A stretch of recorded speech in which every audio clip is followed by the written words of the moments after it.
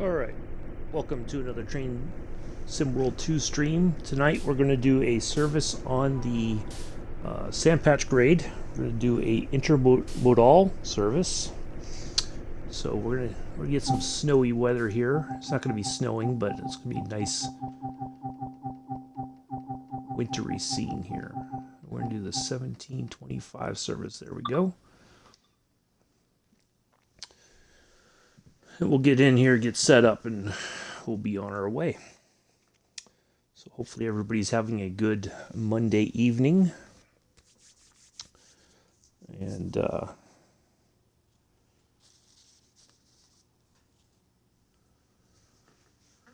the game says this is about a 90-minute service. I don't believe that that's truly correct. It's probably going to take closer to 2 hours, but we'll see if we can try to keep it to about an hour and a half.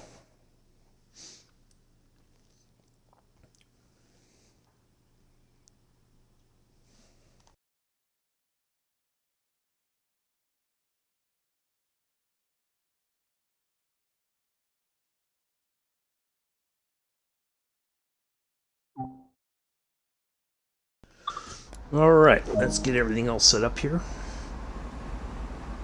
Get our reverser to forward. Freight. RNA lead.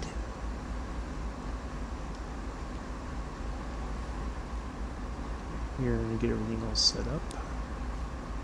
Radar on.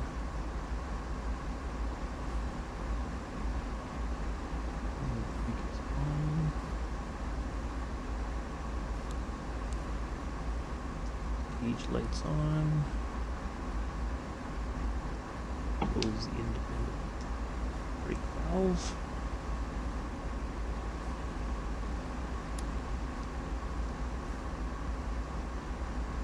You don't need the heating or the air conditioning, so we're not going to worry about that. Those are all on. And we'll get the alerter on here.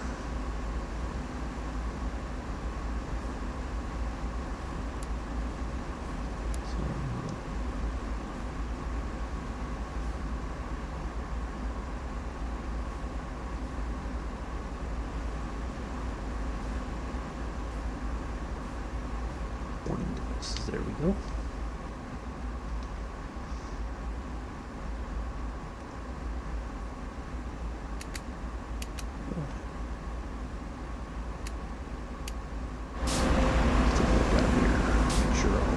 Are on. Yep. So we got the dash 8 here and a 44C. Oh, nice. We should have some good, serious horsepower here. It looks like to do our service. Let's get the draining. Would take a minute to get all that drained off there.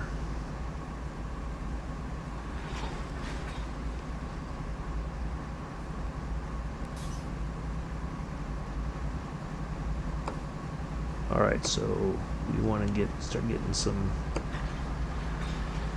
There we go. Look at that. Not too bad. Not too shabby for.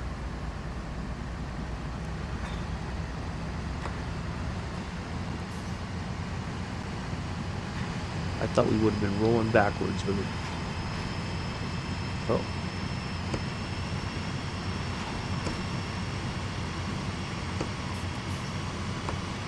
See, there's that infamous wheel slip, so we're going to throw down some sand here.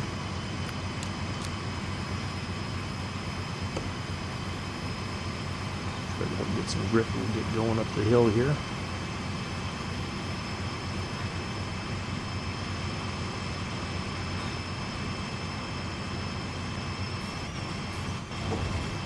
Boy, that's some serious grip. Oh, wheel slip there.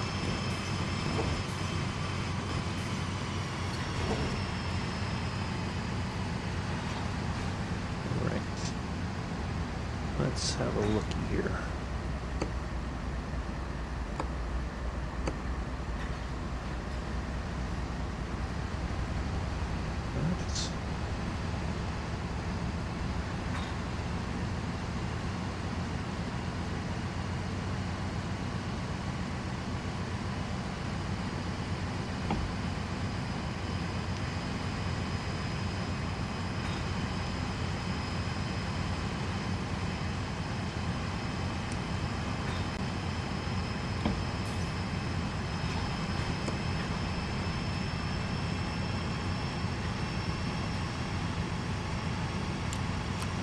Sometimes it takes a few tries to get this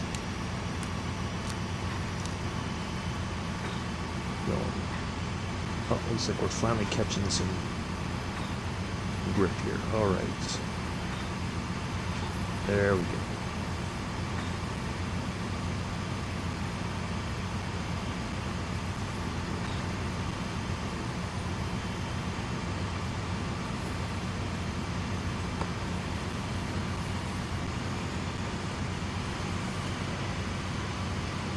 Another service coming in. Looks like there you are, empty.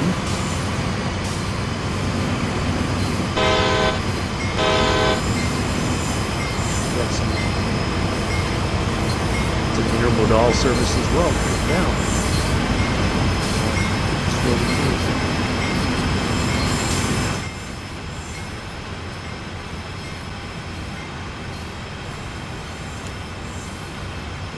Good on the sand now. Got a good. Moving along pretty good now, finally. We've got our second operator next to us there. These cab lights. Repair.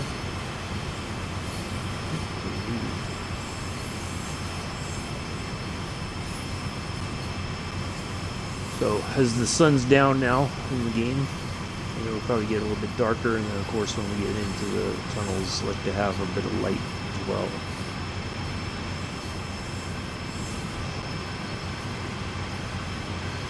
The other train looks like it's stopped. Yep. He's just stopped there now.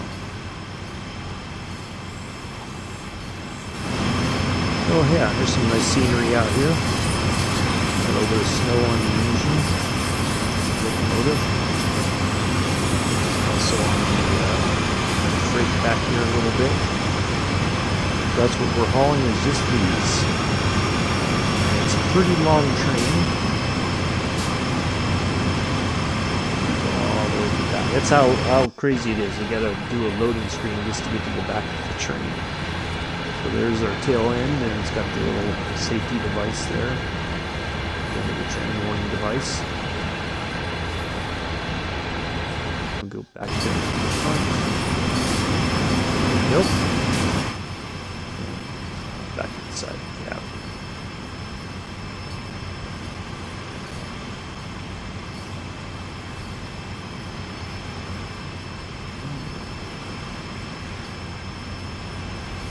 You don't need the wipers on right now for anything. You've got to just the snow's falling. You got the nice snow on the trees there and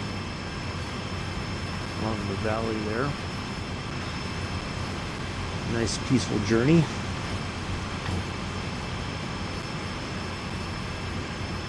So we have a via route here that we're going to go through.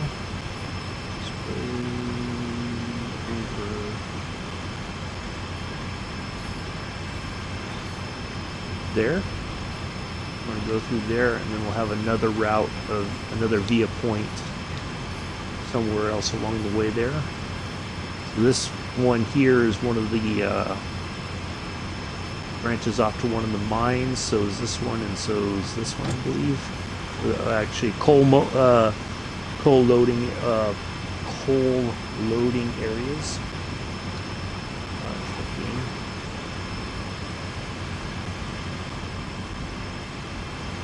One of the little services you can do in this game on this route is to load up the coal, and then eventually you park the train, and then you'll take the down to our destination here, which is, so we're going to go through Garrett, main number 2, through Sandpatch 1, Hindman, then we'll eventually end up in our final destination.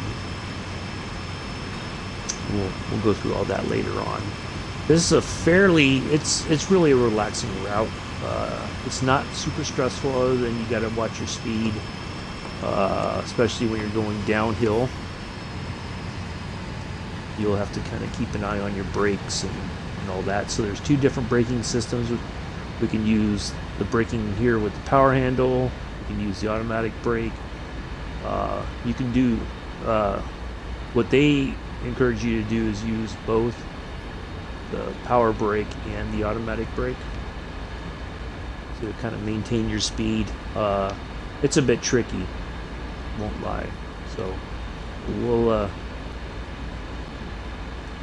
get down the hill here. We're gonna have a little climb up to Sand Patch. That area, it's gonna get steeper here before we know it, and we're gonna be struggling to maintain about 25 miles an hour, that's what makes this route so slow.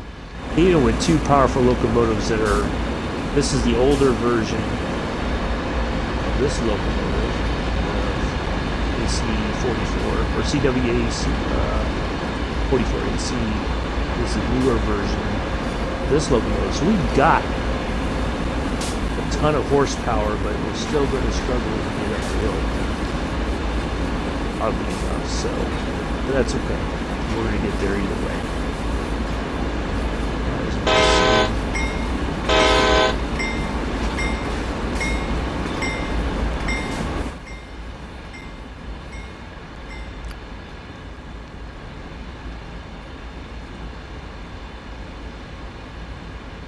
All of our dials here.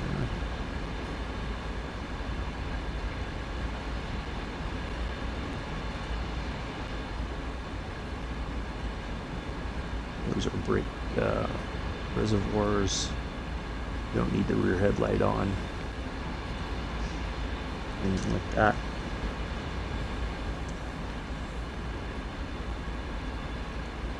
Don't need our visors.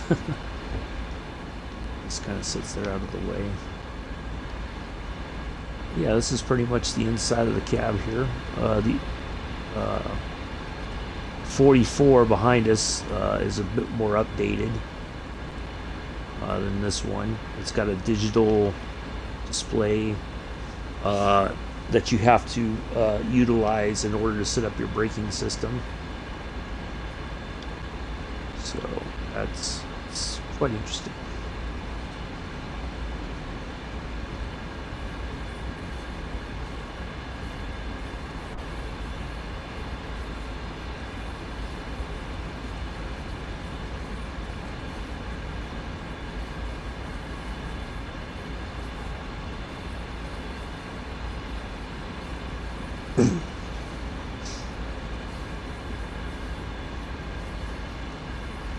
So some of this area will be flat for a short while, and then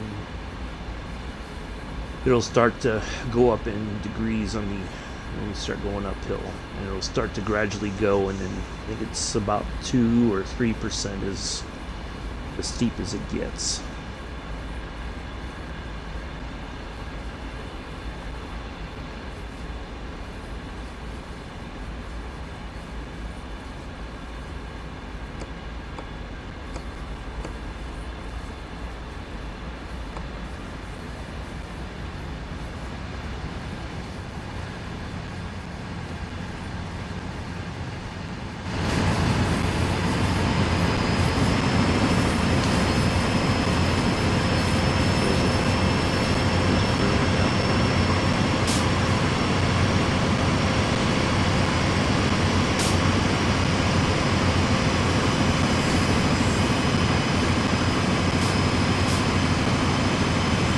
Now this route is a popular destination for railway fans. Do some train watching. But there's only about 4 services that run through every so often. I mean, it's kind of spread out, so it's not like it's very heavy on traffic, but it's still a popular destination for rail enthusiasts.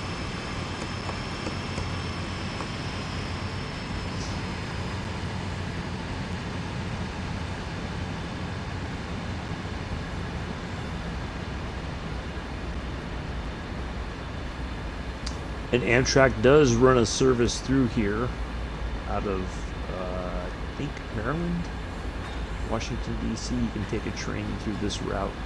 Although there's no passenger service on within respect to the game in this route. Um, but in real life, Amtrak does run some passenger service through here, and then I think there's a stop or so along the way once you get up into the hills here. But there doesn't seem to be a station proper, not like a normal Amtrak sort of station, so at least not that we've been able to determine.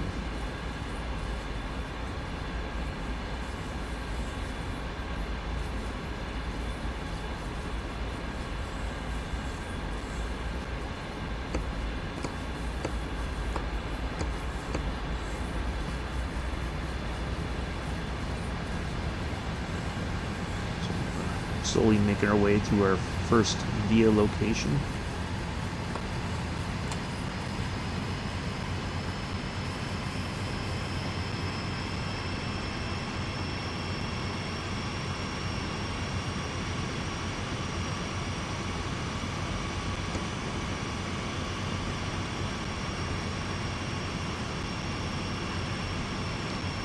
Yeah, it's so the tricky part on this one too, not only with the with your speed limits and everything, is also the fact that you the markers for the distance to the next location is not always very accurate, because that's like a straight line, but there's a bit of straight line in here, but a lot of it is just very curvy. You almost kind of have to go away from the final destination, which is going to be down here. I mean, you're traveling away from it before you get going back towards it again, which is kind of odd. So that's why, even though it'll say you got so many miles to your next thing, it's not always completely accurate, because they do it, I think, by a straight line distance, not a through all the curves and everything to get to your destination. So it's a bit misleading sometimes. You'll see when we get closer to our destination, it'll show 1 miles left to that destination, and then it'll go up, and then it'll go back down. So we'll watch that fluctuate. But it can be a bit frustrating at first, because you're like, wait a minute, I thought I was getting closer, and all of a sudden you're getting farther away from it. So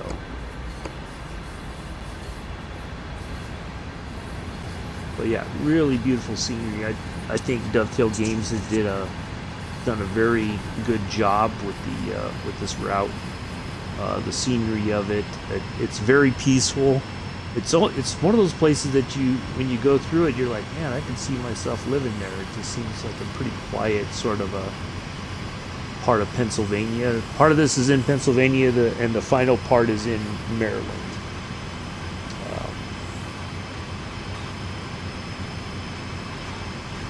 There's, you can always Google the history of the route and learn some more about where this route started, how it all kind of came about, the history of it and everything.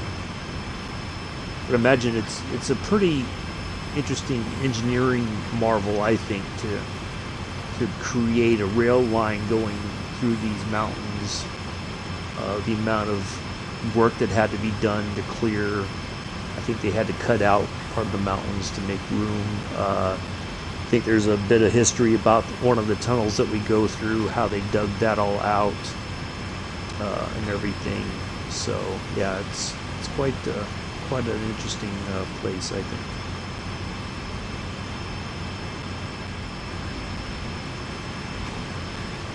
And as other people noted, I mean, you can kind of set your throttle, and you could even step away, go make some coffee or tea or something, and maybe even grab a quick snack or two, run to the restroom, and you're really not going to miss anything. The only time you have to be really concerned for sure is when you're coming into the destination. You don't want to inadvertently run through those red lights, because that'll certainly kind of ruin the moment, and you know, all the work that you just did is all for nothing. So here's one of those little town areas. There's a little bridge. Lights are on because it's evening time.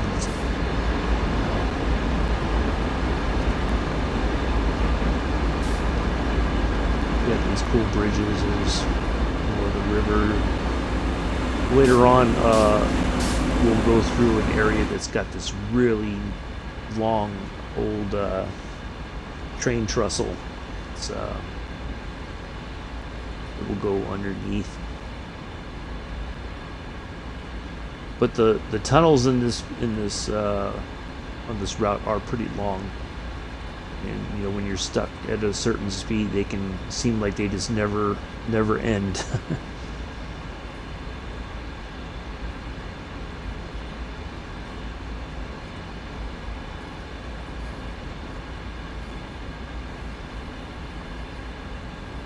Yeah, there's a thing about the dynamic brake.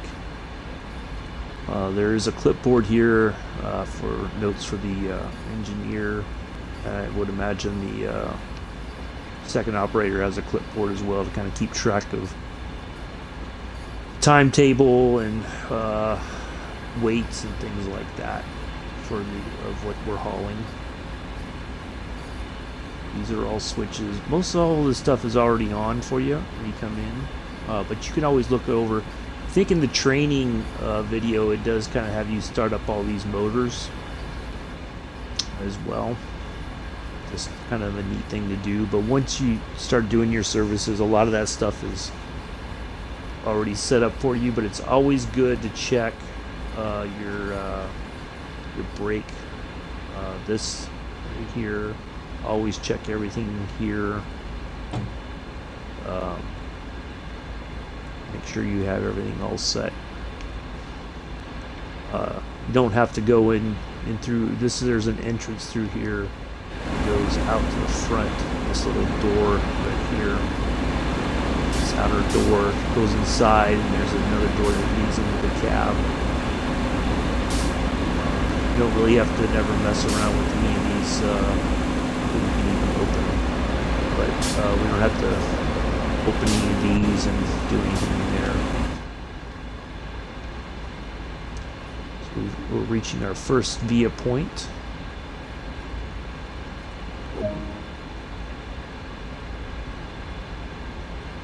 So it briefly was yellow there, and then it went to green. So we got just about 5.6 miles to sand patch number 1, which is right there.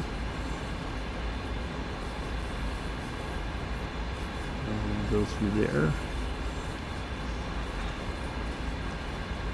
So far so good. We're just kind of trucking right along here. Some wind farms there.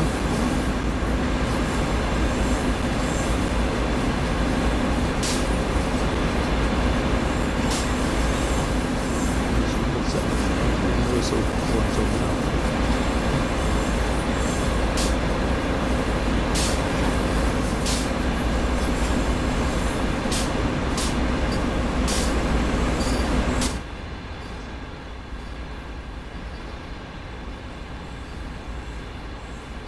Yeah, this route is pretty long. Doing these, let's see, we had to find hard hats, place safety signs. There was like 4 different things we had to find, and they were spread all over the route. And some of it was pretty difficult to find. They weren't as obvious as some of the other things like broken lights or, you know, a map of the route or whatever. But yeah, quite a few things to collect. There was a short while that one of the hard hats was hidden behind an invisible wall. It took them a while to get that all sorted, and they just basically moved that hard hat to a different location, and then we were finally able to collect it. And that was like one of the last things I needed to get all my collectibles for this route.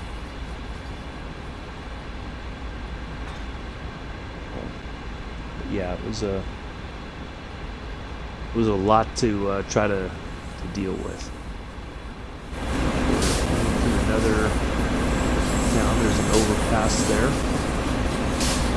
And there's that trestle I was talking about there in the distance. When you come around the curve here, you'll see a little bit more easily.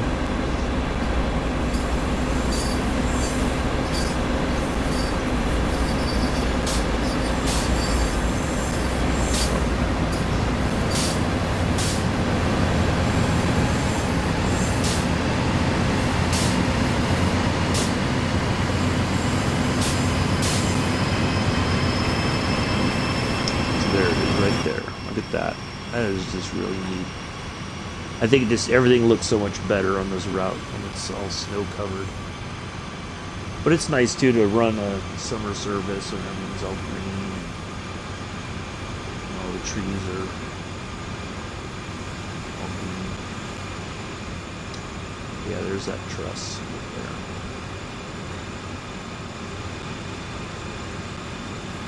Go underneath that. Oh, another windmill out there. And a little bit of traffic on the road next to us. Maybe some rail fans trying to keep up with us and take some pictures, who knows.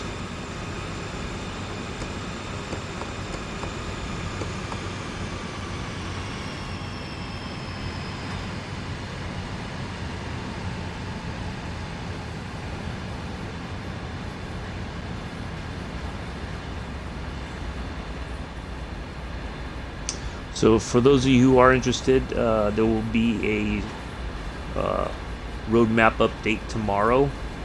If you go to the Dovetail website, it should tell you around about when they will broadcast that on YouTube. I think it's just about over an hour long, give or take. But they kind of go over what they're working on, what's any other things that have kind of popped up in there for them to be worried about that they need to start looking at. Their forums, if you do have an issue, they are good about if you post something in the trouble ticket area, within a day or so they kind of will post something. If either it's something that they're going to have to investigate, which means that they're going to try to create the conditions that cause that problem. And if they can't recreate it, then as far as they're concerned, it's not something that's a fixable issue. But they are pretty good about getting back to the community about problems with the game. That line there that we just went by, that goes to that. There's a coal mine down here. Yep, right there. One of the few that are in the game that you can put coal in the coal loading cars. And you have to be very careful about your speed with those, because if you go too fast, it will not give you 100% filled. So it's a very tedious process. I've done it a couple times, and it's quite a bit to deal with.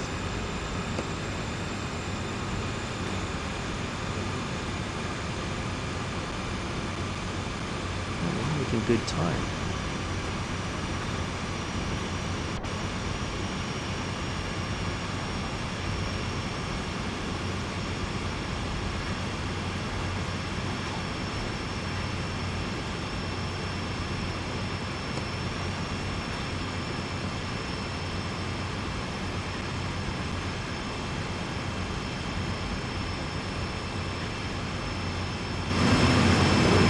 Area here.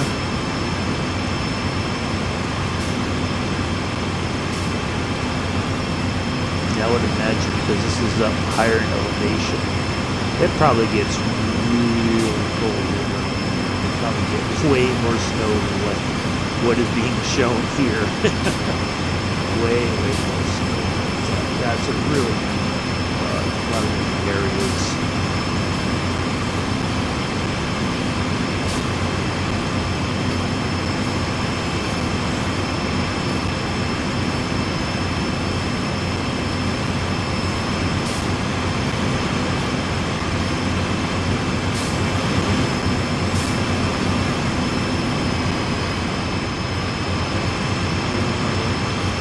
I thought we would have been struggling, but I'll tell you what, those two big locomotives, I think we're doing pretty good. But we'll see.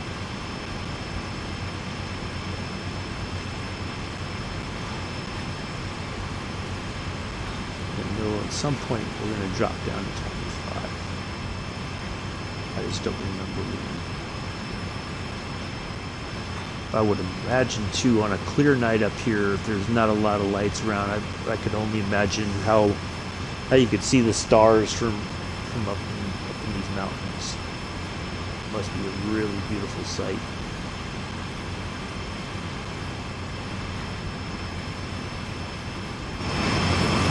Notice now it's definitely gotten darker. Oh, look at that! See, you got some stars right there. Look at that.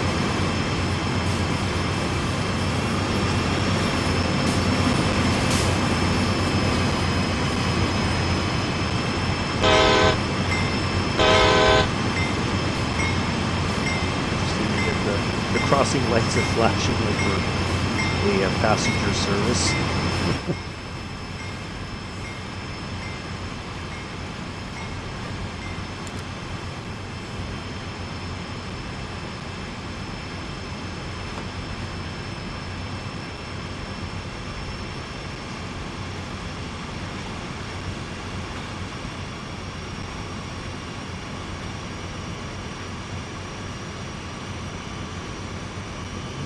A really good time. That surprised me. Now the cool thing is I can dim this light I want. Minimize it, but at least it's on. This one has a dim.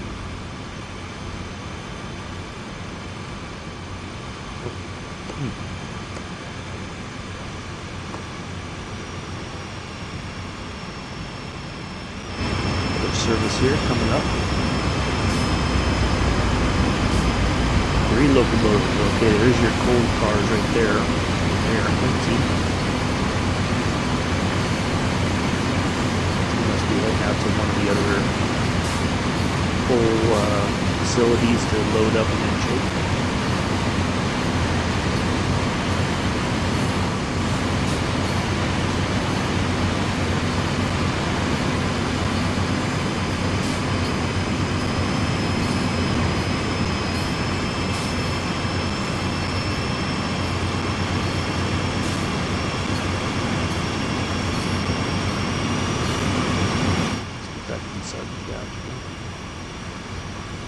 That didn't seem like a very long train either, but 3 locomotives on an empty train is seems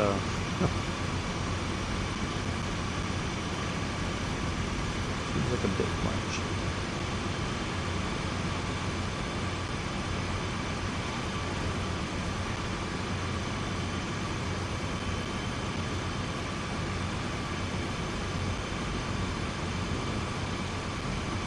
Miles from our via routes right there. We've been fortunate not to have any red lights stopping us. And here's a neat little bridge here too, I think.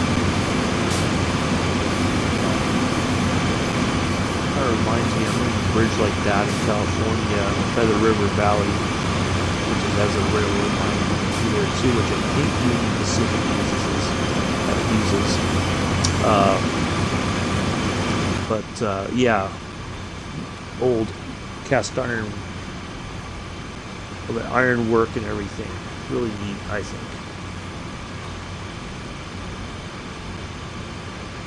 Some really great craftsmanship.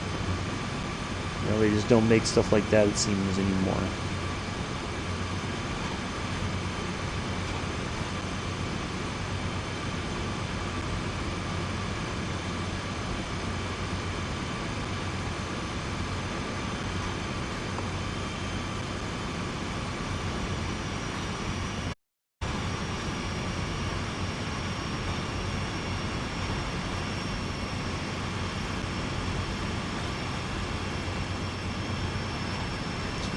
Little homes here.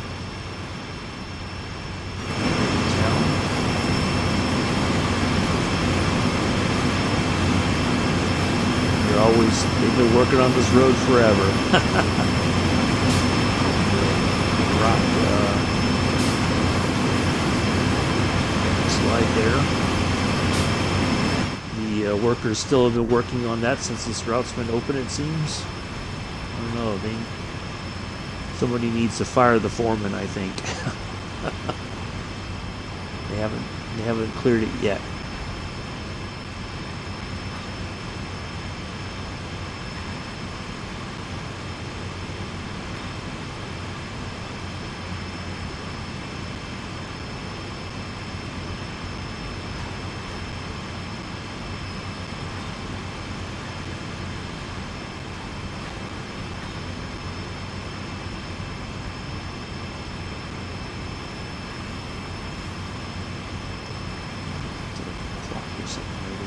The second operator. We're blowing this there. Okay, let's hop out of the seat. We'll take a look.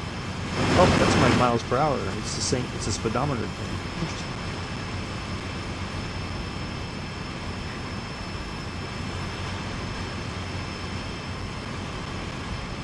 I thought it was a clock, but it's a speedometer. So they're watching the speed too, I guess, in case the engineers not abiding by the route speeds.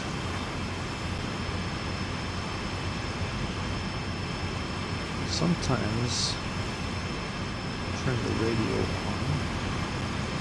Trying to switch with the radio. Not that we'll hear anything, but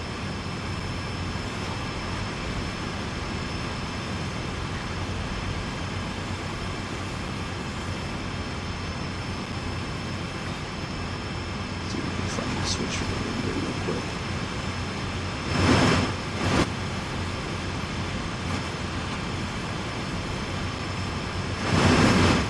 Oh, the radio is on. Interesting. Okay. Alright, so we are almost at our via destination here.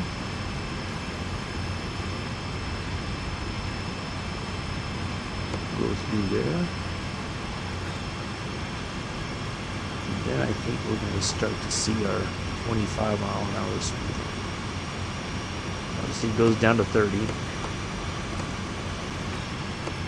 So 30 might be it, and I think it goes down to 25.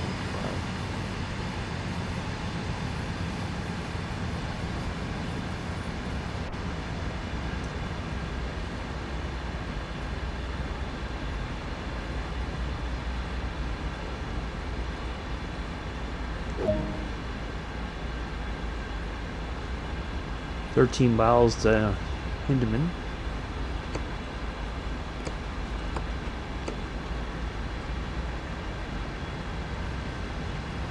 Which is going to be way... all the way over there. Look at all that distance we got to cover. And we're going to go through Ellerslie. We're going to go through our sand patch tunnel here.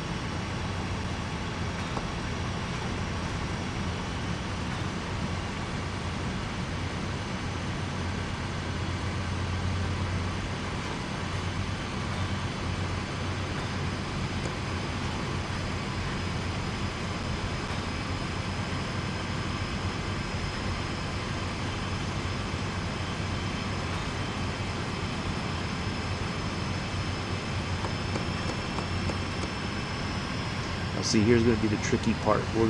It's going to get up to 30 here real quick. I'm going a 0.5% down, and all that weight eventually is going to start pushing the train downhill.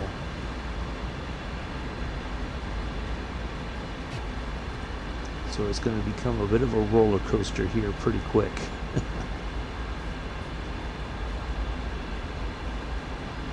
Let's see where we're at, close to the end of the tunnel. So that's where we are, and there's the end of the tunnel right there. Still got a bit to go. So I'm going to get on the power brake.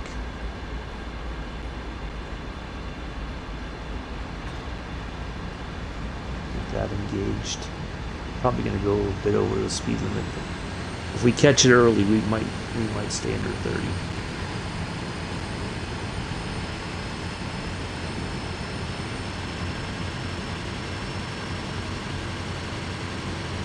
Now the scenario in this, one of the scenarios for this locomotive, it tells you to use, like I said, use both. So I try to get on the power brake and adjust that a little bit, kind of take a little bit off. Don't want it to go too far down. We don't want to bleed off too much speed. We like to keep a good speed if possible. 25 would be about perfect. That.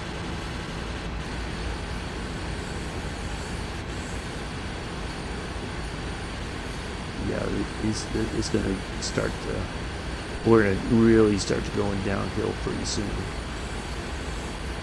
And then it's going to be a struggle to keep the speed under control.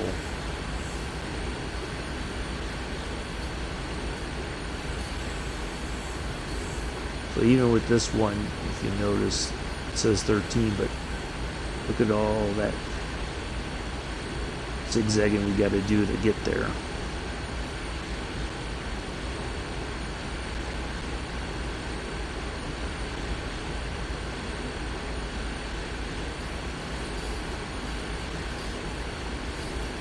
Yep, there we go. 1.2.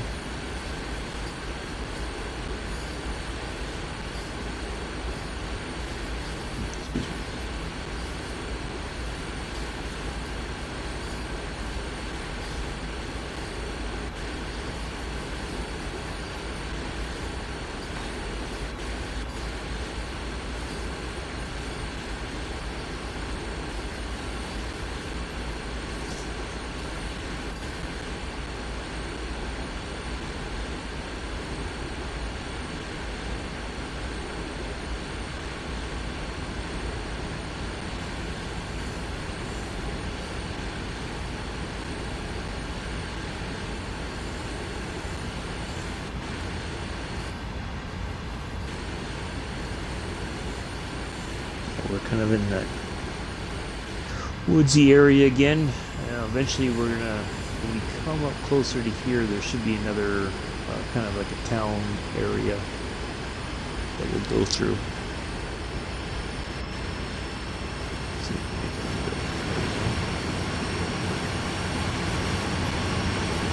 of that fresh winter air in here. Like that.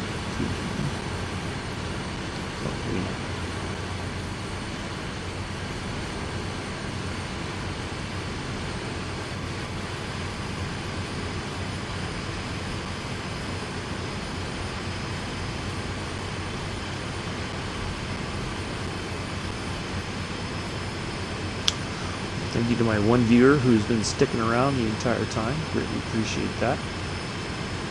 Kind of get the feeling that you've been a repeat viewer all along. So thank you for that. If you could follow me, that would be much appreciated as well.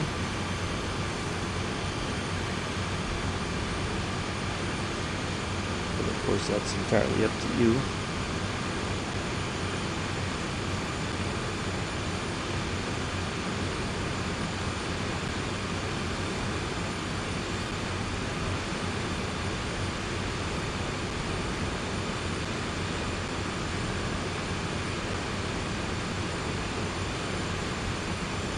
Alright, so we're Brake power level 8.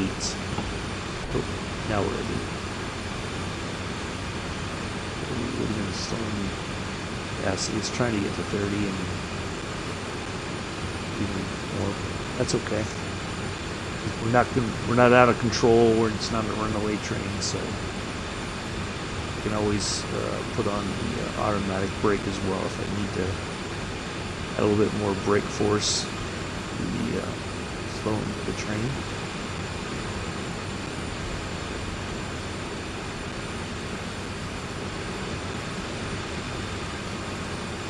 Now, one of the other things too that I noticed in this game is that the clock there up the top left, as near as most people can figure it, it runs about 2 minutes or so, or maybe more than the real world clock. So that time there is not always as accurate as it would seem. So it's something to consider as well.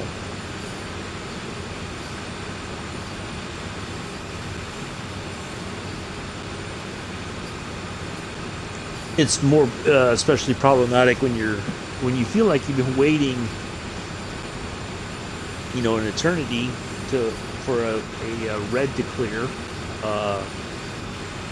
When the game, it seems like it's been 10 minutes or more. And in reality, you've only been waiting maybe 5, but it does seem like forever. And that seems to be one of the biggest, I wouldn't say one of the biggest complaints, but it's something that people have noticed in services, especially when you're waiting at a yard to be let go so you can get your service started. If you just sit there and sit there and sit there, the only other recourse is that you may have either been too slow and then the game kind of penalizes you, or you did something incorrectly and it won't let you go. But sometimes that's a bit hard to figure out, to be honest.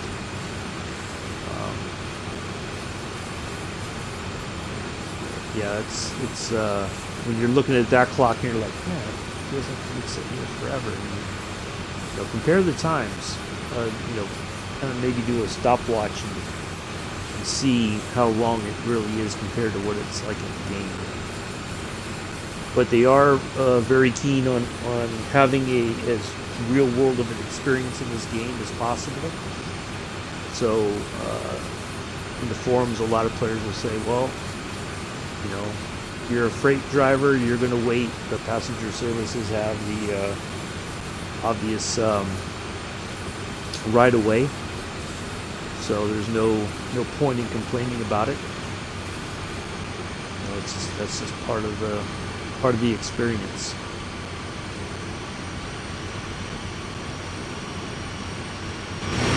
This is some real looking landscape. There's a farm or something down there. Valley. It's got really like that blue icy glow, I guess. Dark sky. We didn't have any color on the train. Black. There was no color in the game. It's all black and white. Now you can see way coming around the curve. There's our train. Way back.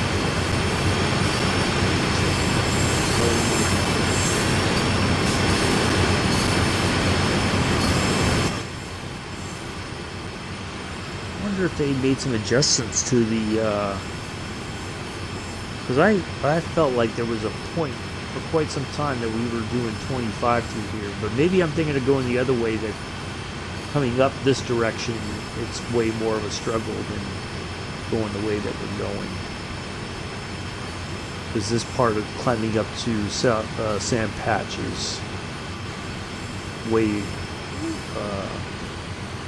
more of a struggle, I think.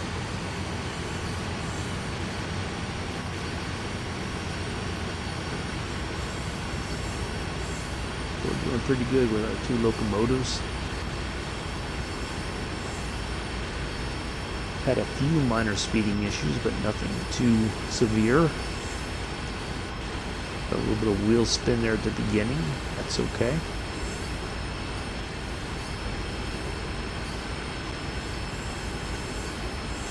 Now I think, if I remember correctly, so at 7/10 of a mile we got this 35-mile-an-hour speed limit, and then I think just a short distance later the speed limit returns to 30. So you just, get ready to start gassing it up, and then all of a sudden you're like, oh, I gotta get right back down to 30. So we're just gonna, once we pass that, we're gonna let off the brake a little bit more, and let it gather up some speed, maybe just a tad. We'll see. If I remember correctly, there's a 30 not long after that 35. So it wouldn't make too much difference to speed up and then have to slow right back down.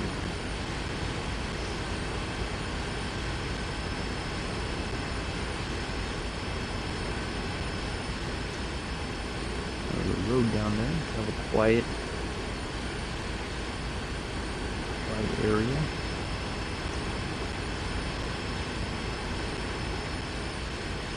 Goes back over there to some of those houses way back there.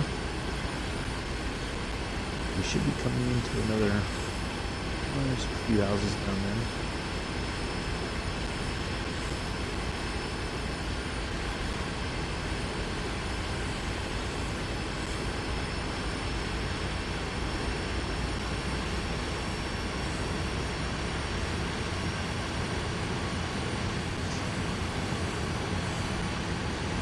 So this is the locomotive that was released for this route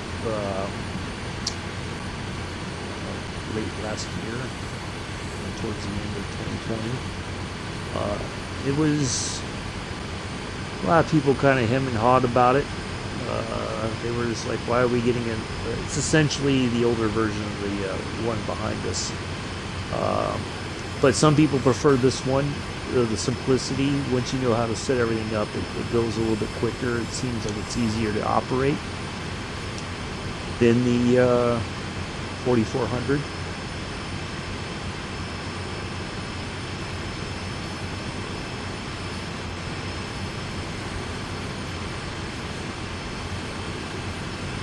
So yeah, this one was, not a lot of people were too happy with the introduction of this locomotive. Well, there's a lot of people, unfortunately, who just don't like this route in general. A lot of people consider it to be boring because it's not a speed fest. But, if you like freight and you're okay with the fact that you're not going 100, see, it goes down to 25. Oops.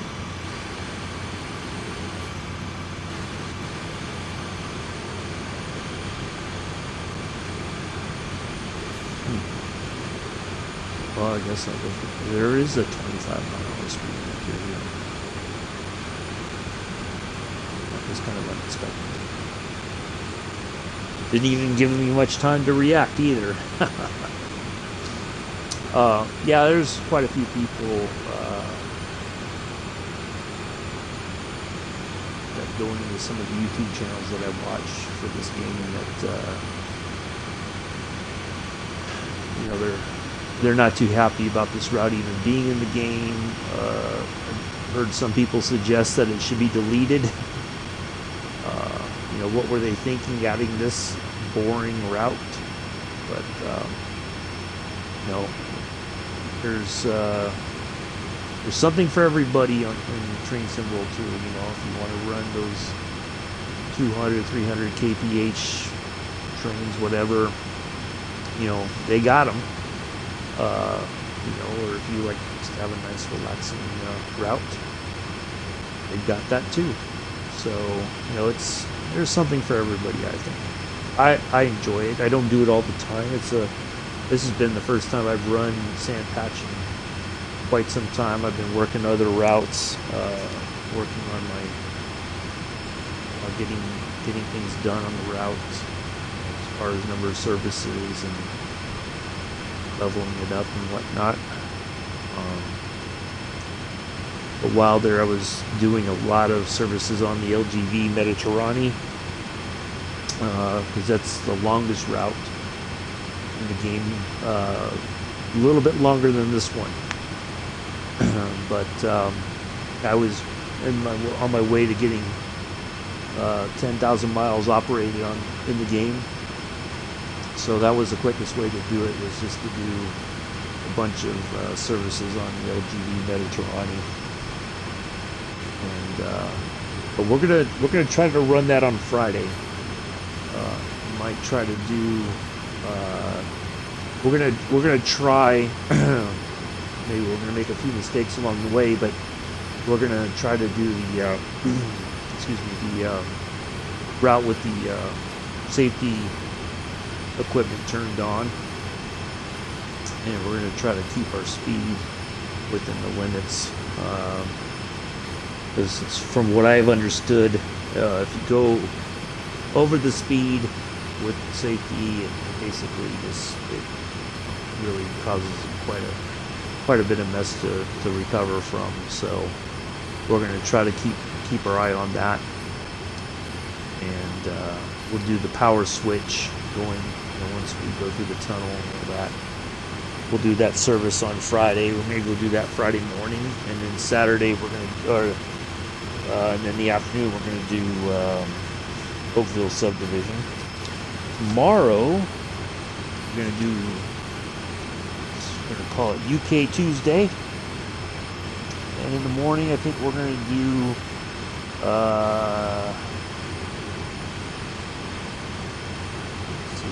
we will do the Tees Valley line, and then in the afternoon we're going to do West Somerset. Tees Valley, I think we'll do a freight service on that in the morning, and then for West Somerset we'll do passenger service. That's a heritage railway. Again, not fast. You're not supposed to go too quick on that route. It's supposed to be a nice, relaxing ride for the tourist. It's not a very flat route by any means. You have some hills to go up and down, so you have to really be keen on your brake and your throttle.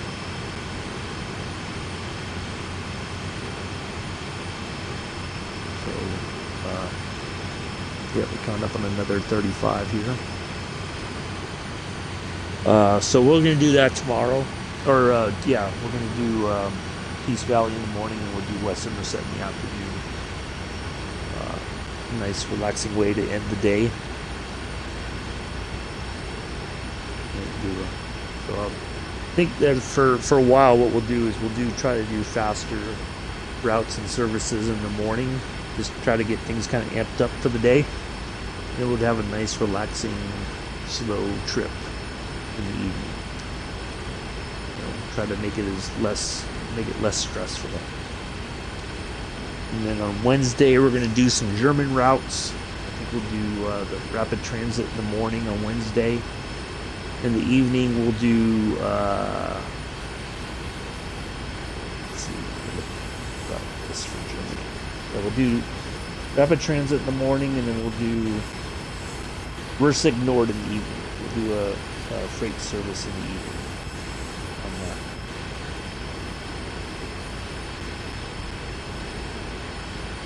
We'll have all of our safety systems on, and we'll get through it.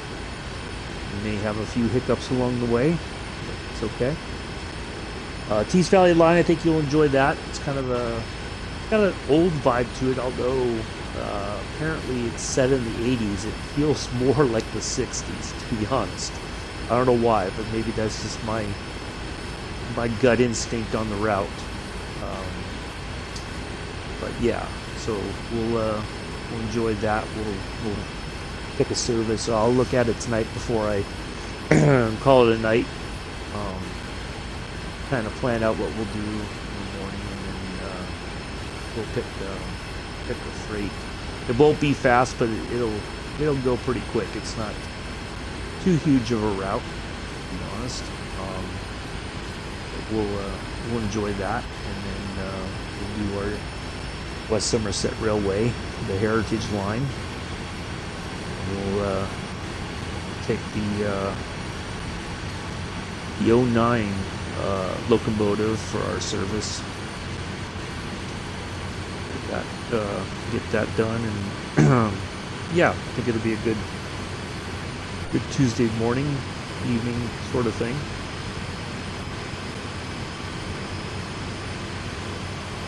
On the Heritage route, and we'll do rapid transit. I think you'll enjoy that. We'll take the Talent 2 for our service, and on the Versig North we'll do take one of the other locomotives for the freight service.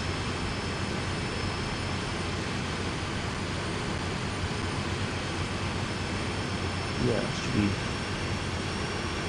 That's our Tuesdays and Wednesdays planned. Thursday we'll do some more German routes because there's quite a bit of those. Friday we'll do LGV and Oakville. Saturday, we'll see about Saturday. We may take a break on Saturday. Watch the 20. Kind of keep track of the 24 hours of Daytona for maybe a while on Saturday. I don't know. We'll see. Maybe we'll pop in and do another British route on Saturday. Yeah, and then we'll do double routes on Sunday for sure. We'll do some more British routes. And we'll just kind of mix it up, do some different stuff, and then next week on Monday we'll do Long Island Railroad in the morning, and then in the evening we'll do a service from San Jose to. No, actually we'll do San Jose first. We'll do a commuter service from San Jose up to San Francisco in the morning. I'd like to know if we were going to work. And then we'll do Long Island Railroad in the evening on Monday. We'll put an evening service on there. We'll do that.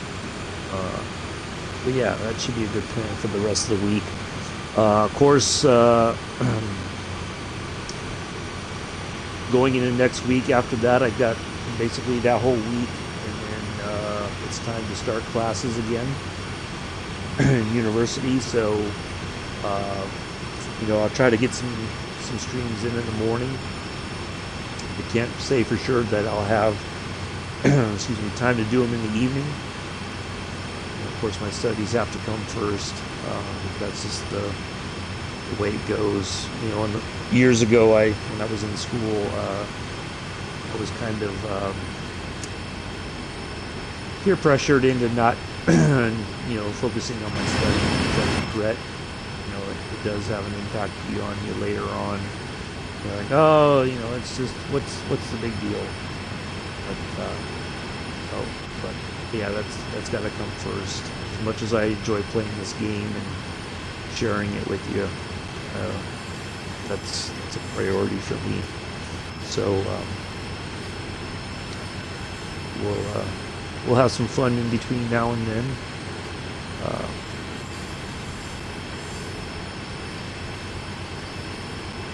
Hopefully, you have some appreciation for this game. The other thing too is when I am able to get the route on the 5th of February, the new Southeastern High Speed, we'll do a stream on that.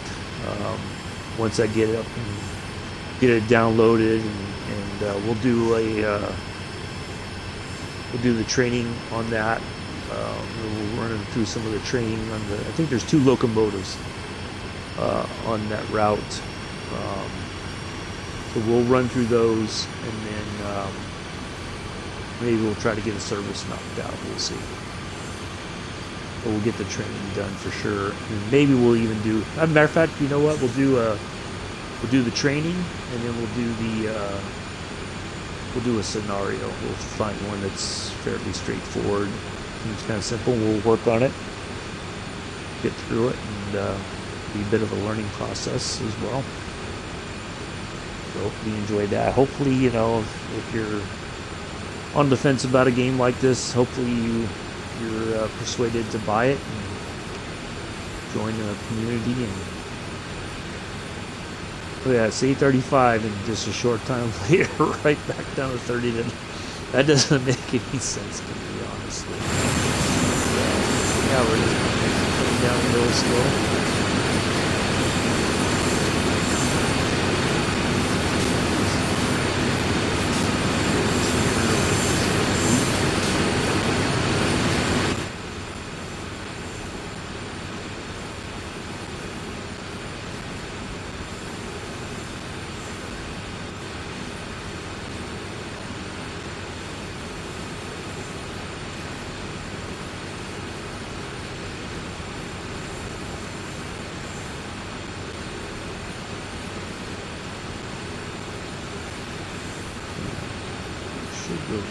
I know this is still saying 25, but eventually, once that last car passes that 25, then you should be able to kind of speed back up, or 30, I mean. Yeah, there's a few houses here.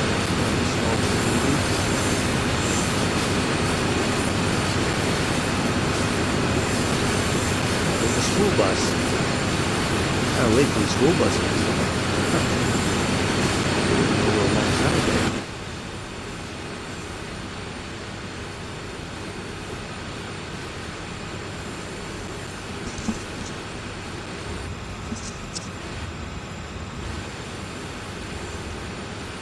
Yeah, there's still quite a, there's, after Southeastern High Speed comes out, there's, I think, 3 or 4 more routes to come out.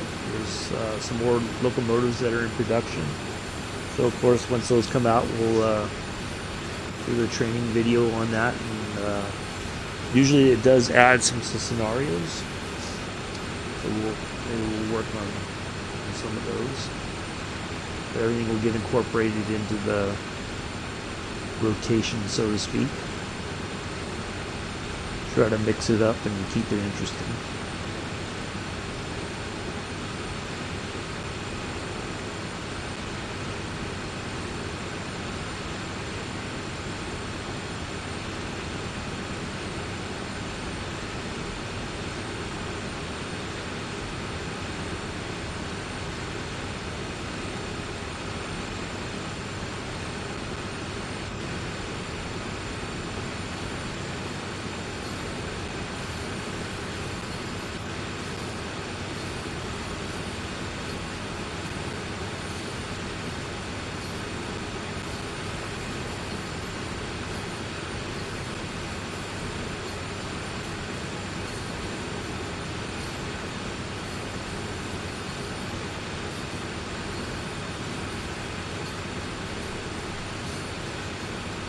Yeah, there's a lot of hype for Southeastern coming out here in the next couple weeks on the 4th of February. And my friends in the UK are really looking forward to that route. So I can understand it's, you know, for many of them that's the home route. Many of them seem to have ridden on it at some point, so they're pretty keen on actually driving the services in the game, which I can understand. You know, doing the same thing in the Peninsula Corridor myself.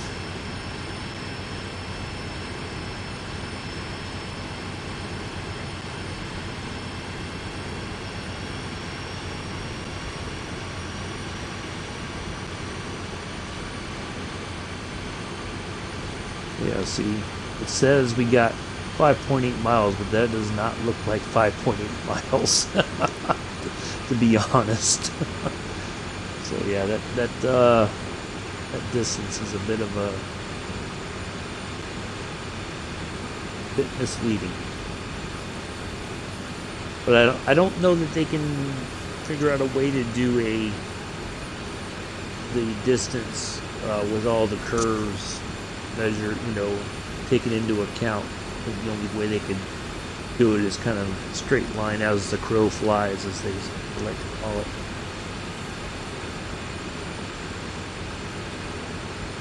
So, yeah, I'm not sure how that works, but that's definitely not 5.6 miles.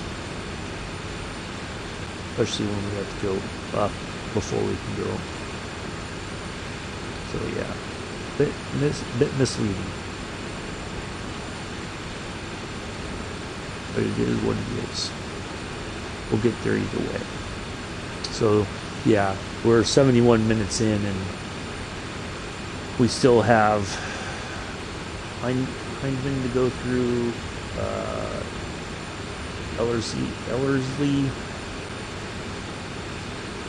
and then our final location, or our final stop. But we'll know what that is once we get through Hindman here shortly.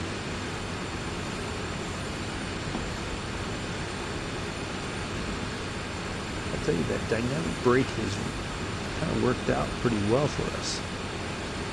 We had too many issues with it. Slowed us down when we needed it to, and yeah, it's worked out quite well. I know the first time I tried this route, I was only using the automatic brake, and it was quite a mess. I struggled to get it slowed down, and I have made some errors in my braking and gone sliding through the red lights and whatnot. Like I said, it's a real heartbreaker when you've spent over an hour, close to 2 hours in the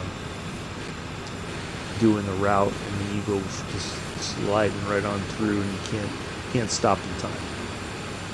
Interesting, it dropped down to 10. Huh.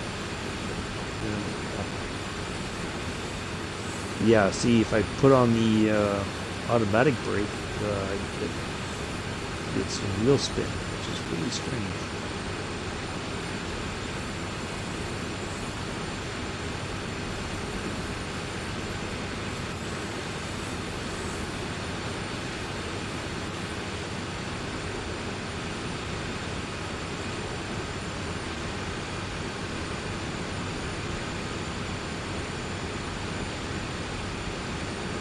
Still making our way down the grade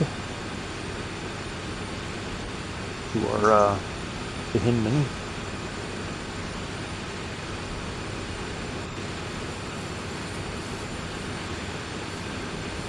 Kind of feels like we're not making too much headway, but I think we are. Just take some time.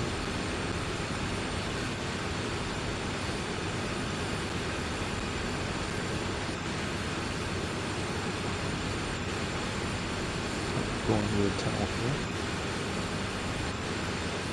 Short one at that. Now the unfortunate part is we can't ride outside. Yeah, see, I can't go outside the locomotive with the camera. You can change the settings. This is the new immersive setting. You can change it back to the classic, and you can have your head out the window on your service. Looks like fuel tankers. Look at that.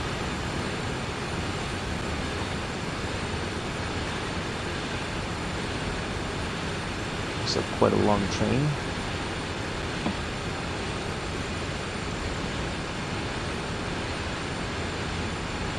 Oh, that fuel.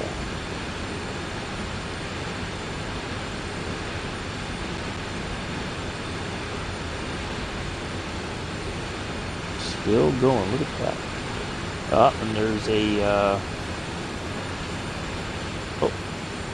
covered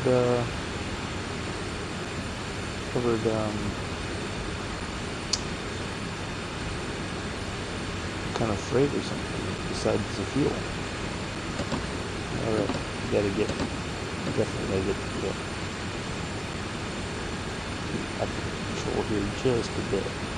Not out of control, but I'd like to try to keep it, there we go. Speed kind of jumped up pretty quick. Whoop. Now with the wheel slipping in.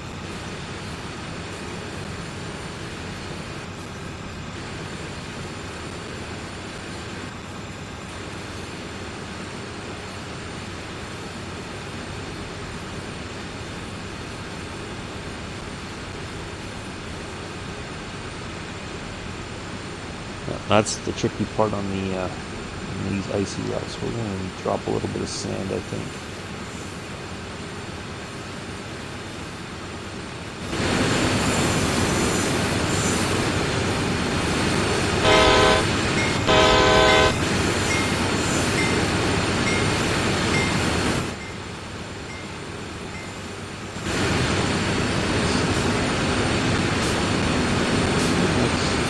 Cap's kind of pretty low, but get the little lights on my side. Keep the other guy in the dark, other operator in the dark.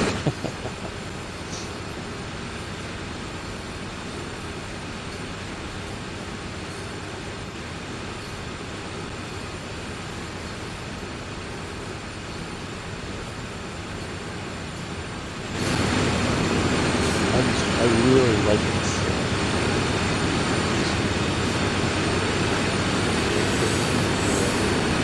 snow and night sky.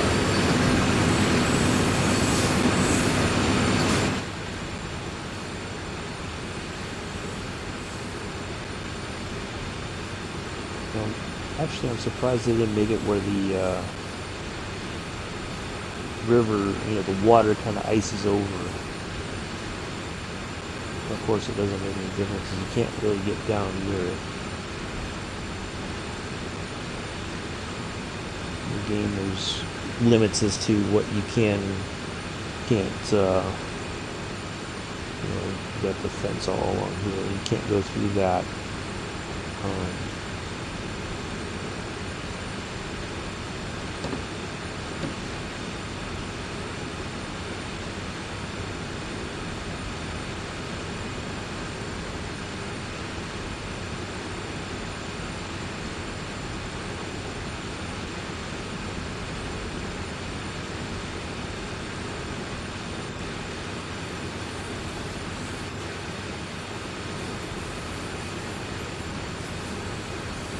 Seems like the wind just kind of kicked up a little bit of snow or something.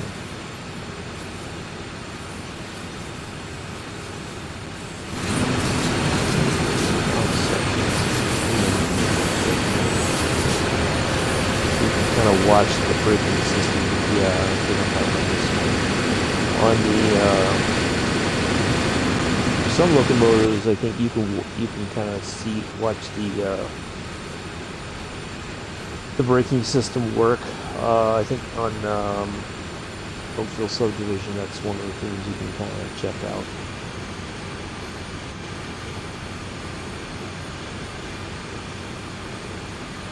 Kind of see when it, the brakes are applied and when they're released.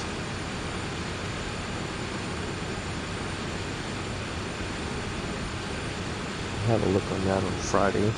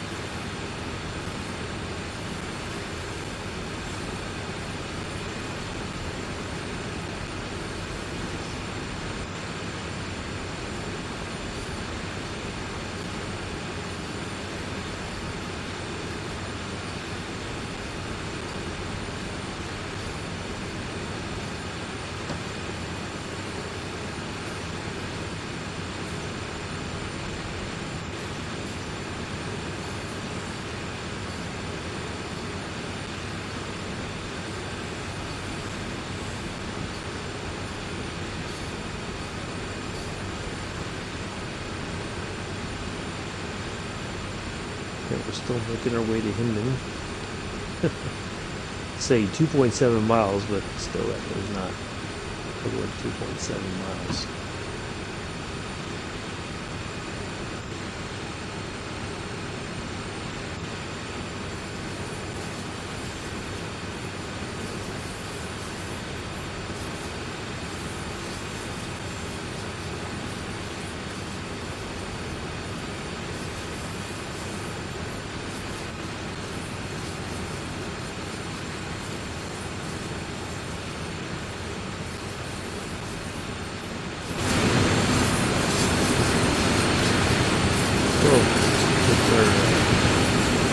We'll take him out of the dark.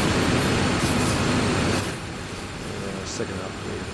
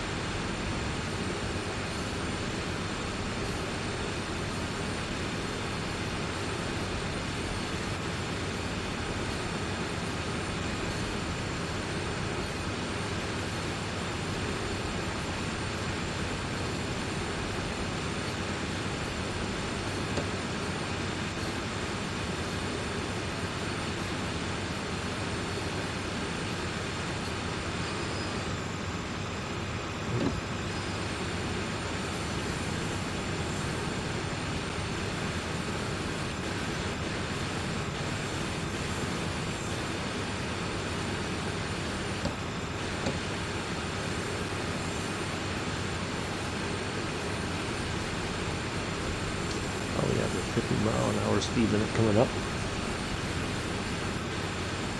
Just past our via location point.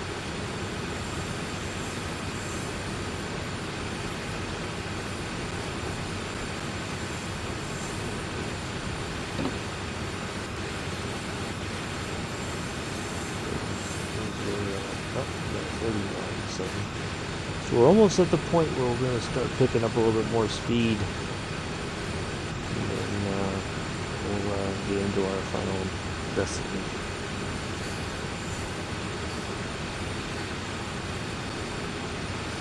I don't think we're going all the way to the yard down here. I think we're stopping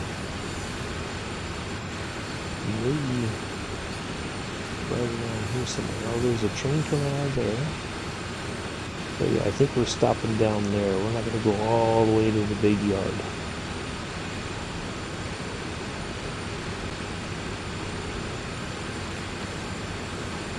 Just yet.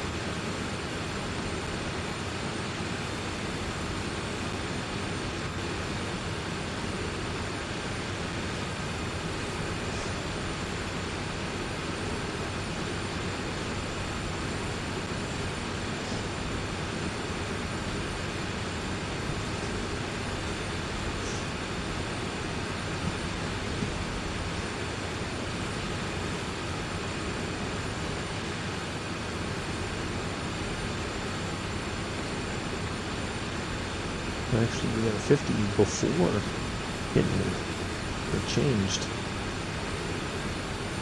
Interesting.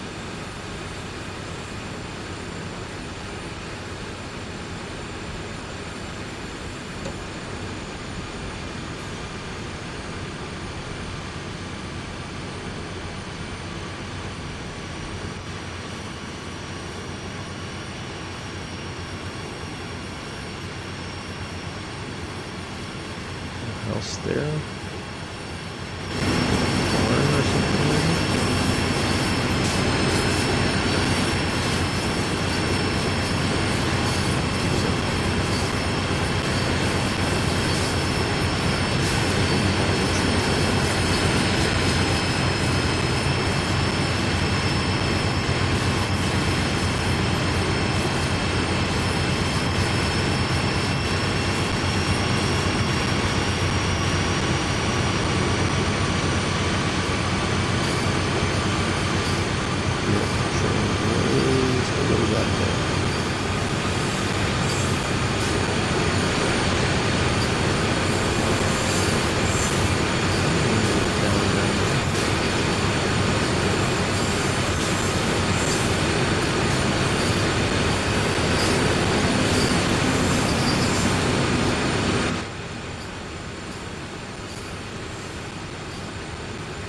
I gotta imagine it's a pretty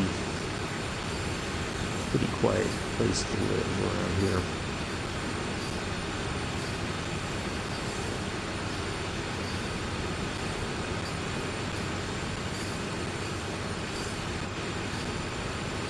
I just don't know that I'd want to deal with the winters. That's the only thing. I'm not a huge fan of the cold, to be honest. But right now it looks pretty peaceful, doesn't it?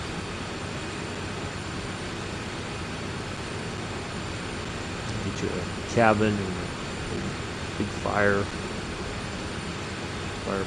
Yeah, that sounds pretty good though, doesn't it?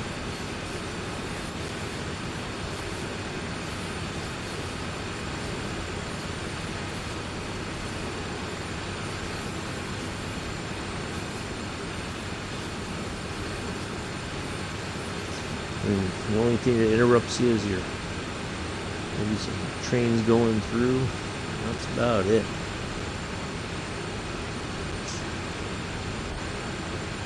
It's interesting. I live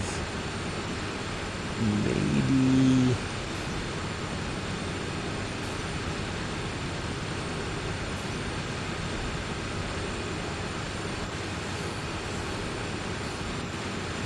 almost just under a mile from the train tracks, and I don't hear them often. You know, I will hear their when they blow the whistle, or not the whistle, but the horn when they're coming through. But other than that, I don't feel like when you're near a railroad, you get that rumbling from the train going through and all that. I don't get that, but every so often I do hear them blow the horn.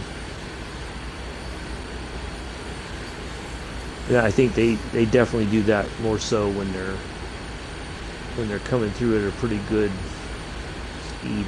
I don't know what the limits are on the railroad here near where I live. I'm sure it really slows down. I've seen them creeping into the yard that's downtown there. Whether they're going into the yard or they're leaving, I think they have seems like they go maybe 10 miles an hour, if even that. Some fairly good sized consists coming out of there with freight. I think they've got intermodals, different box cars. I don't think I've seen any tankers. Yeah, Norfolk Southern runs through there, so.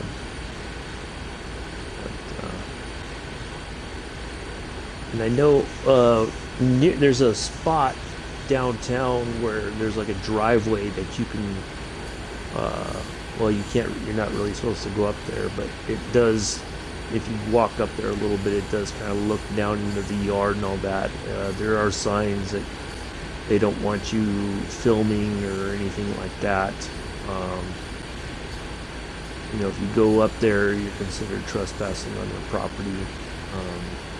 But there is a overpass near the yard as well that, and even down by the yard itself, I think somebody's kind of pushed down the fencing to try to take pictures or film or whatever.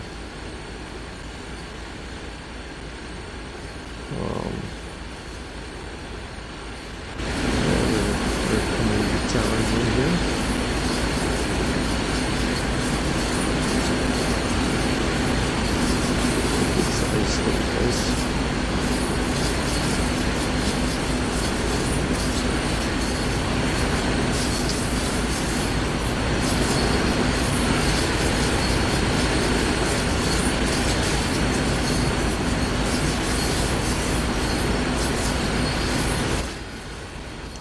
Cross over this steel bridge here.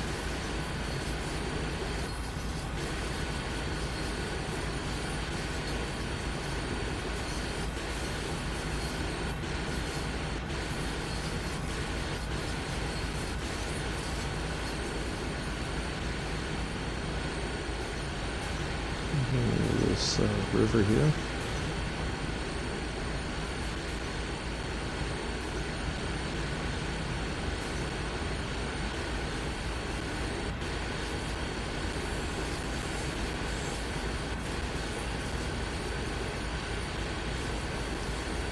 we're almost at Hinman. Finally made it, and the next spot should be coming down here somewhere. I can't remember where, but it'll pop up on the map here in just a moment. We'll be able to kind of pick up some more speed here.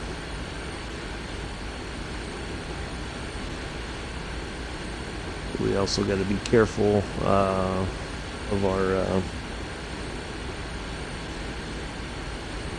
once we get closer to our destination, we definitely don't want to run through those red lights.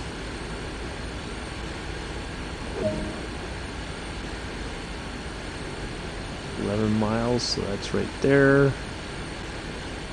And so Cumberland, yeah. So I guess we are going into the yard proper. We'll see once we get through Ellerslie. Alright, so we can let off the brake a little bit more. It should start to kind of flatten out here a little bit. There'll be a slight downhill, but I think the worst of it's pretty much over. Let's see where wind is at. Yeah, see, we're still coming around that. Just now getting ready to pass that bridge. Wow. Nice and quiet back here at the back end of the train.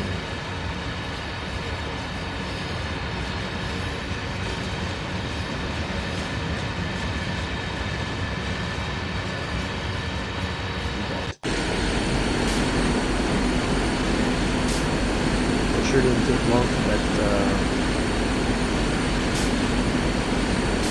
speed to really starting to increase.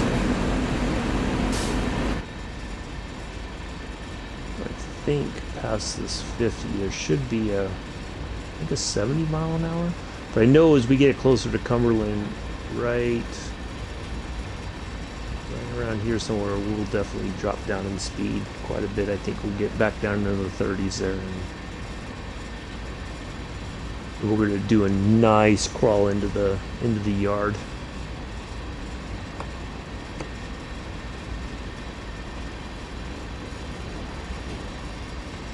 Try not to run any red lights at the end.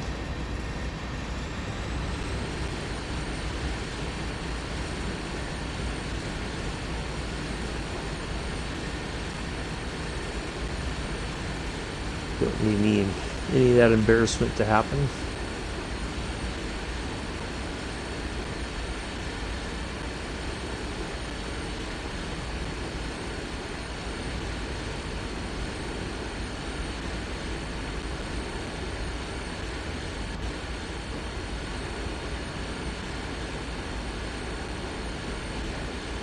Now, it's interesting that they put it an emergency shutdown, engine shutdown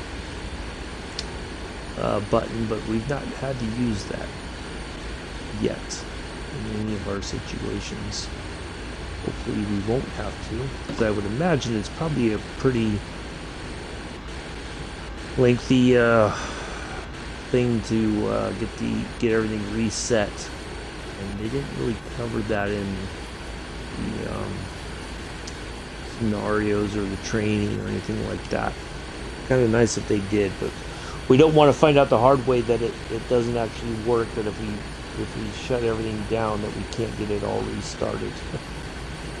I don't think anybody's been brave enough to try it, and I'm not too keen on trying it tonight after we're 95 minutes into this service, and we got the one viewer who's stuck with me through the entire thing. So yeah, no, I'll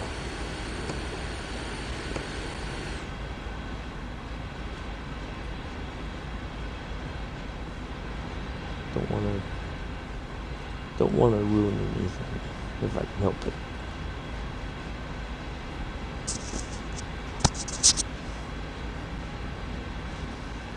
Yeah, see, this definitely takes more than 90 minutes. I think that this is my guess. This is my opinion. I don't think they were as forthcoming as about the amount of time that it would take, because most people, I can take an hour and a half and do a route. It doesn't seem too unreasonable. But when talking closer to 2 hours or just over 2 hours, yeah, that might be more than people are willing to do. So I don't know if they kind of were a bit misleading intentionally. I'd like to give them the benefit of the doubt that they were as honest as they could be with the expectations of the time that you would have to spend to complete a service on the routes overall in the game, not just this route, but through all of them. Sometimes they are a bit generous with the time. On passengers. Sometimes you're like 3 minutes early or something. Like, man, I thought I was going to be late. So yeah, I think they try to do a good balance, but I also think that nobody, if you look at, it's going to take 160 minutes, you're going to be like, what? No, I can't. 2 hours is too much. But here we are, almost an hour and 40. We're slowly making our way to the next via point.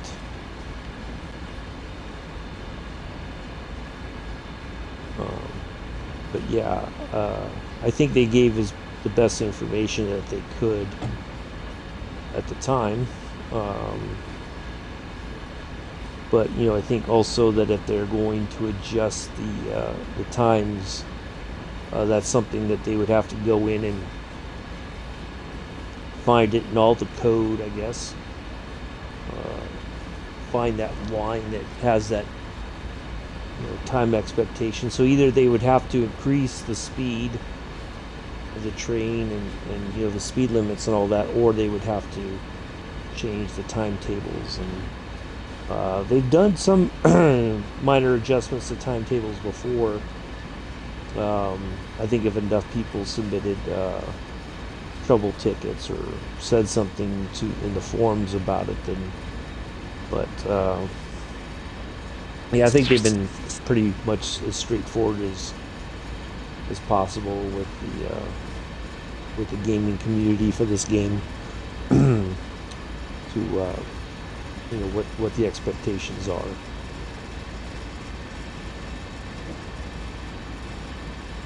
But no, I can't complain really. I think it's it's not a bad way to spend 2 hours here and there. Certainly it's nice to do the faster services here and there. Even freight on the German routes is actually pretty quick. There's another service going north. Oh, those are the car carriers.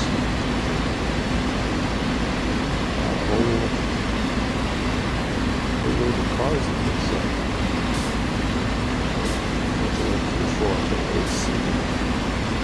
Those are the same ones. You see some of the similar to these on Oakville subdivision.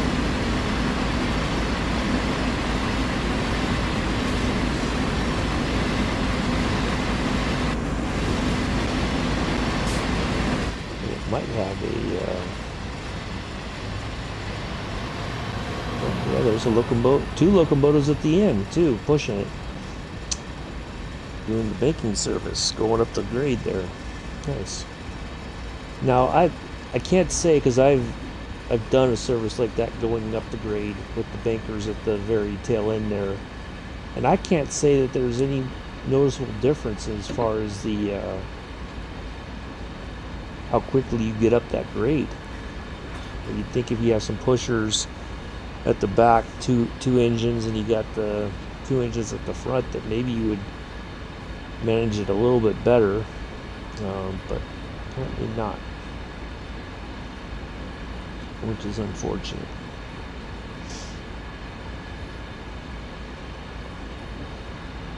So we're coming up almost on 2 hours. We've got about just under 19 minutes. So we get into the 2 hour threshold.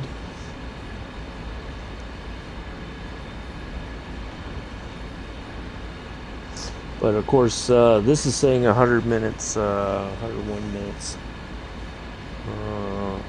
The session I'm looking at on my laptop while I'm running this says it's an hour 41, almost hour 42.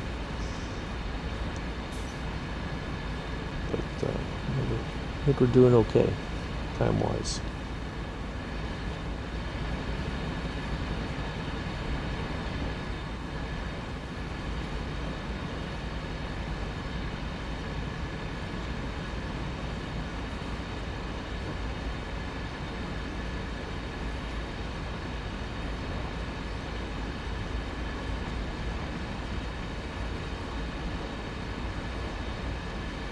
Yeah, that's correct, because I was just doing the math in my head. So yeah, that is an hour 42 on that.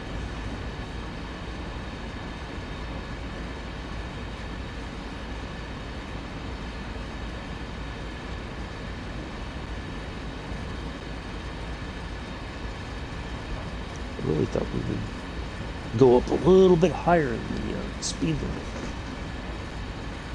At some point, I thought we would get up there at about 40 or 55, 60, maybe almost 70, but I could be wrong.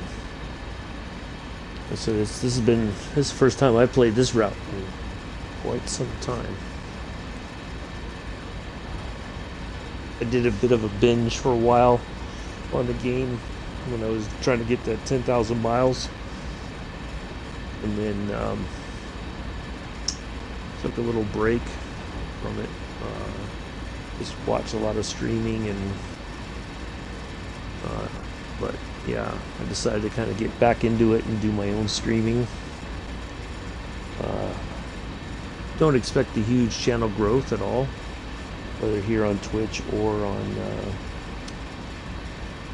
my YouTube channel, which is fine. I'm just doing this for fun. Don't expect to get anything out of it other than just sharing a game that I like with everybody, whoever wants to watch. Try to talk about what I do know about the routes and the game itself. Give you the best information that I can.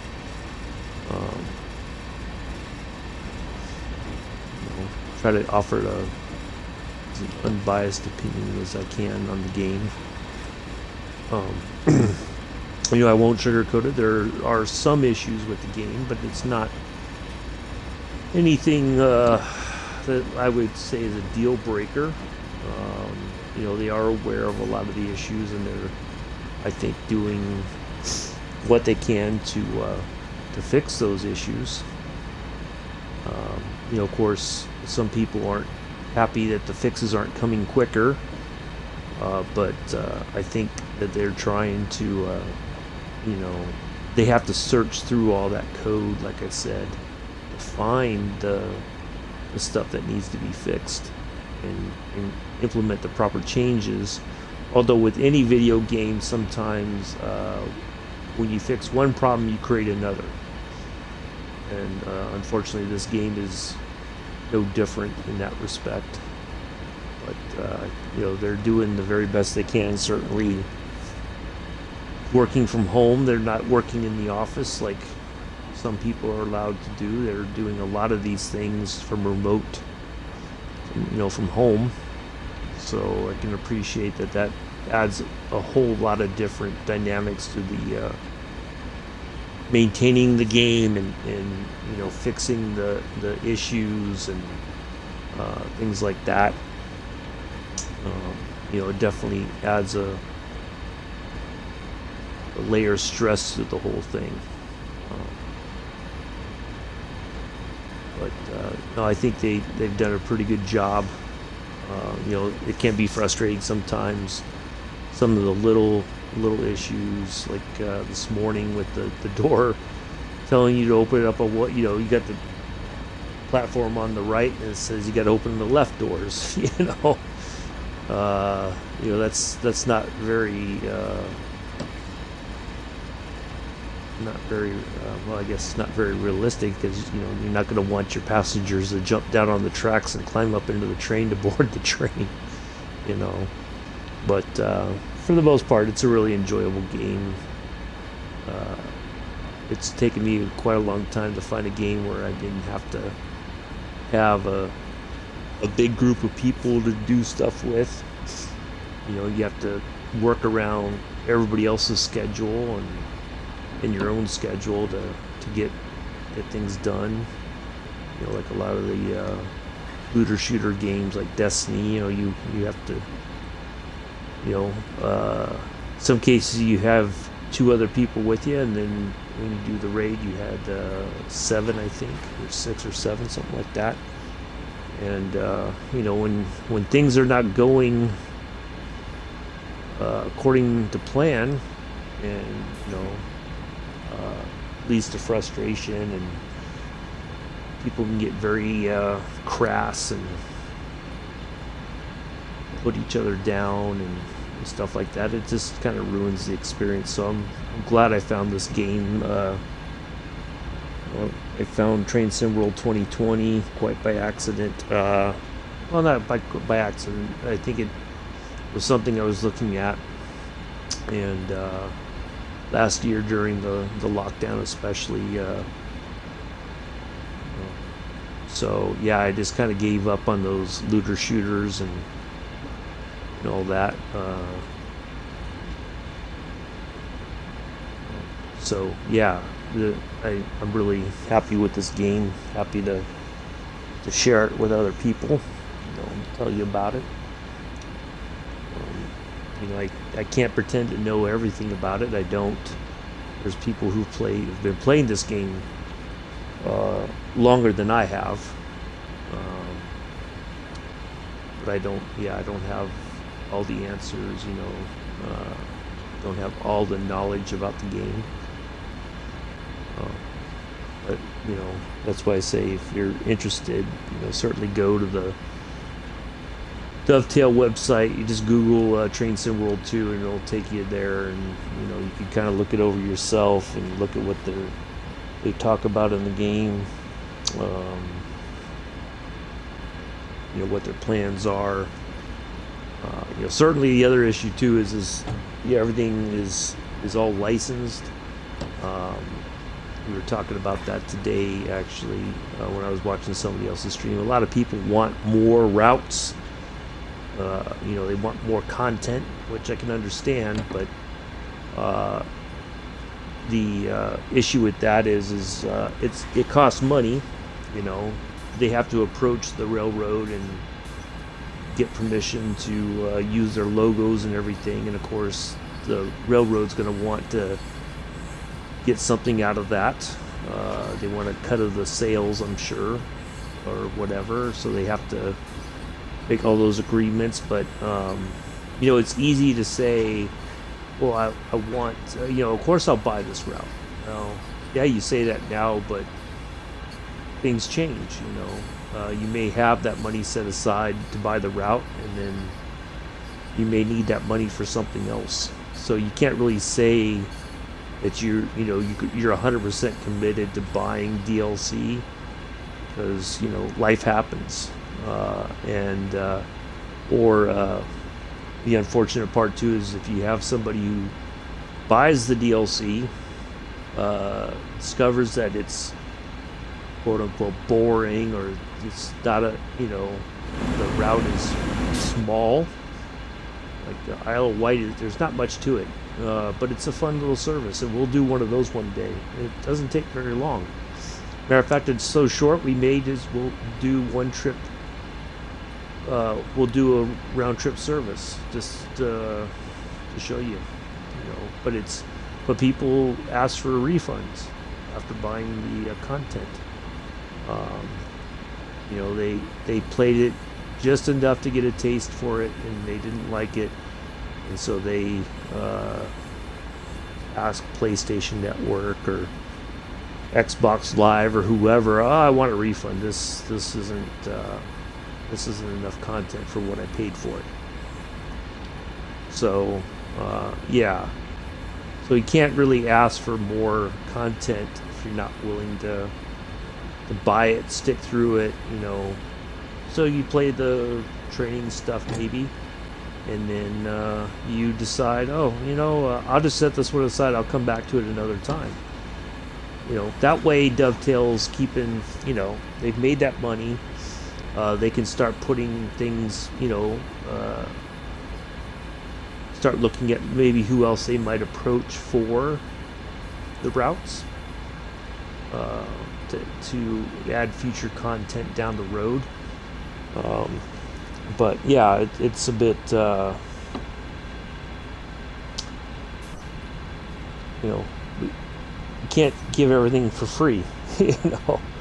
Uh, Dovetail, of course, they don't offer any, like, oh, a winter prize and it's 3 routes for free, or 1 route for free, or something like that. They do offer discounts. Like right now, I think a lot of the game and a lot of the DLC is on sale. But they also have to make a profit. They have to pay their employees. And if the players don't support that, or just kind of give up and don't always, or don't buy the routes, or whatever, then yeah, it's going to be harder for them to get better routes or different routes in the future that people may want. But if there's if the railroad, if they approach them and the railroad says no, then they can't do it. They can't violate those copyrights. Yeah, I think overall it's not a perfect game, and I know they're trying to make it as perfect as possible. Uh, so, but yeah, it's a fun game, I think, overall, and it's a good game. If you just like doing stuff on your own, it's perfect. You don't. I know a lot of people are still fussing about the multiplayer in the game, whether or not that's going to ever show up. I prefer that it doesn't, quite honestly, because generally I think multiplayer leads to you got cheating going on. You got people are always going to fussing with each other about who's going to do what role in the game on that particular service, maybe, if it's that sort of thing. So it may just kind of lead to a lot of animosity and friendships being destroyed, whether real life friendships or just in the game, people that you've been gaming with for a while. A lot of that does get destroyed, unfortunately, I think, too. And I don't think people really considered that when you're talking about multiplayer games. And I know, when I used to play Destiny, when people get frustrated, the snarky comments come out, and insults and whatnot, and it just ruins the experience overall, I think. And then people just kind of give up, and nobody needs that. But some people are bent on getting multiplayer into this game, one way or the other, whatever it may be. I think they're going to find that it's going to ruin. Maybe I'll be wrong. Maybe it won't, but I think it will ruin the game in some ways for people. But we'll see, But yeah, I always feel like whenever there's leaderboards and stuff like that, it just that's when the talks about people are cheating the system. They're using cheat codes or whatever. I think there was a story today. Somebody did cheated in a $250,000 tournament for some video game. I can't remember which one. This was just recently. It's unfortunate because that just puts off a lot of people, and it what if that person wasn't the only one that cheated? Maybe there was multiple cheaters, but that one just happened to be the one that was caught because they were playing for pretty decent prize money. People, when they get greedy, they do things that they maybe wouldn't have done before, and they hope they don't get caught. And the unfortunate part too is I've seen games where there has been cheating, and the game publisher, developers, whoever, just kind of brush it off. Oh, that's not true. Nobody's cheating. We've looked, and then sure enough, when people kind of look at the situation a little bit more in depth, oh yeah, there's massive amounts of cheating going on. So yeah, that's why I like single player like this. I don't have to worry about those accusations or whatever either. I just run my service, enjoy it for what it is, and enjoy the scenery. Getting to do something cool like operating this huge locomotive in this kind of remote part of Pennsylvania. Of course, we're getting more back into a populated area here. But yeah, hopefully, I'm not one of those people that is really desperate for the multiplayer thing. I know some people are, but I'm not too keen on it. Have no desire to play multiplayer in this. I have a bad feeling it's gonna lead to bad things in the game. But like I said, I could be wrong. Alright, coming in this town here. 2 miles out. So yeah, that's where we're going to stop at. We're not going to go all the way to the yard proper. Or is that a VA? Nope, we're going to stop right there. Because I think the intent is that the next crew will take over eventually and take this on for the next part of the destination.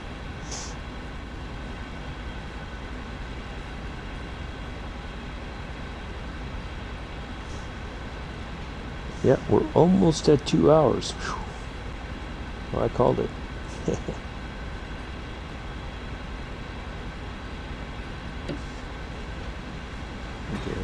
keep the brakes on a little bit. Just bleed off a little bit of speed.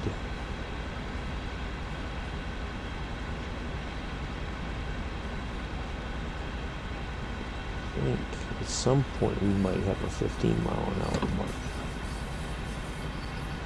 But look, we're going uphill just a bit too.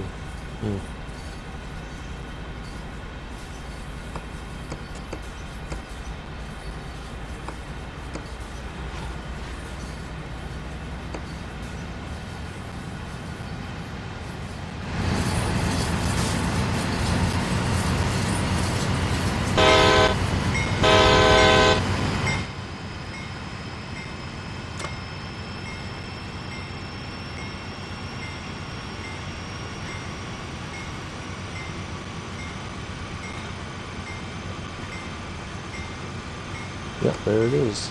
I was right.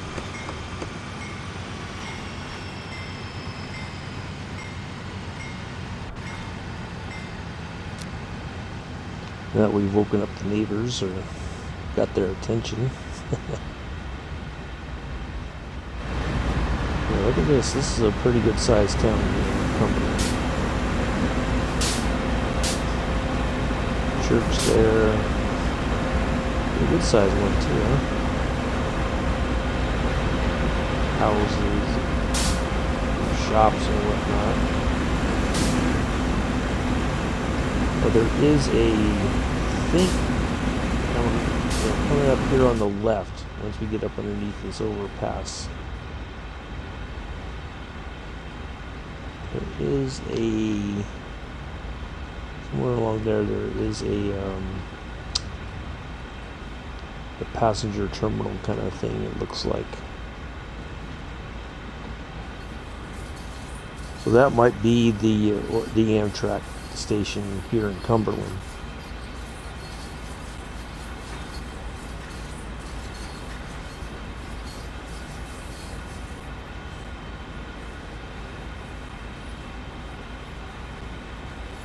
Yeah, I think that comes around.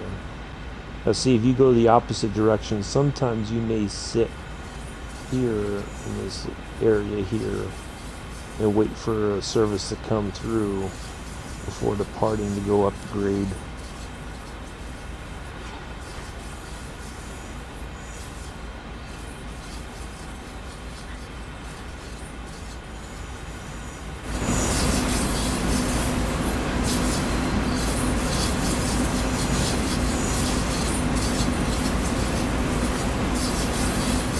If I remember correctly from what I read, this part is in there, if I remember correctly.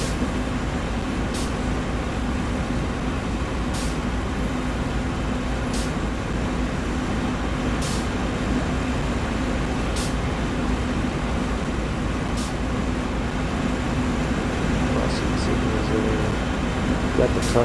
They make these really strange, like right angle turns. Like they come flying down the road, and all of a sudden they do like a quick 90-degree turn and then drive off.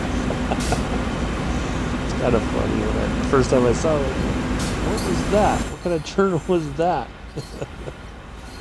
Okay, there's the. Yeah, there's like the little station right there. I think this building right here. It says Cumberland Ave. Nope, just Cumberland. I thought it said Cumberland Ave. Yeah, so that's like, I think that's like just a little passenger terminal right there. I could be wrong, but that's what it looks like to me.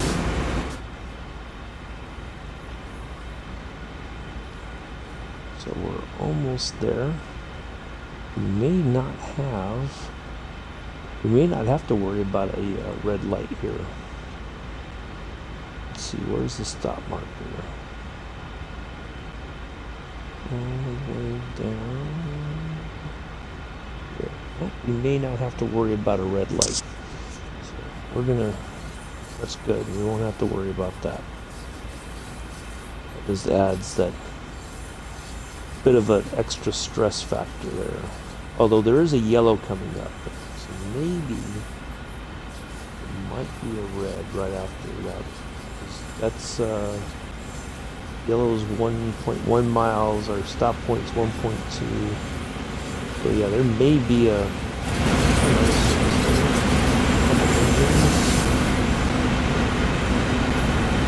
coal car.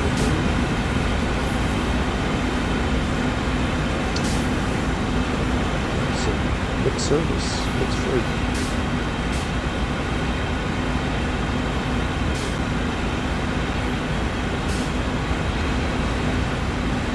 Boxcars.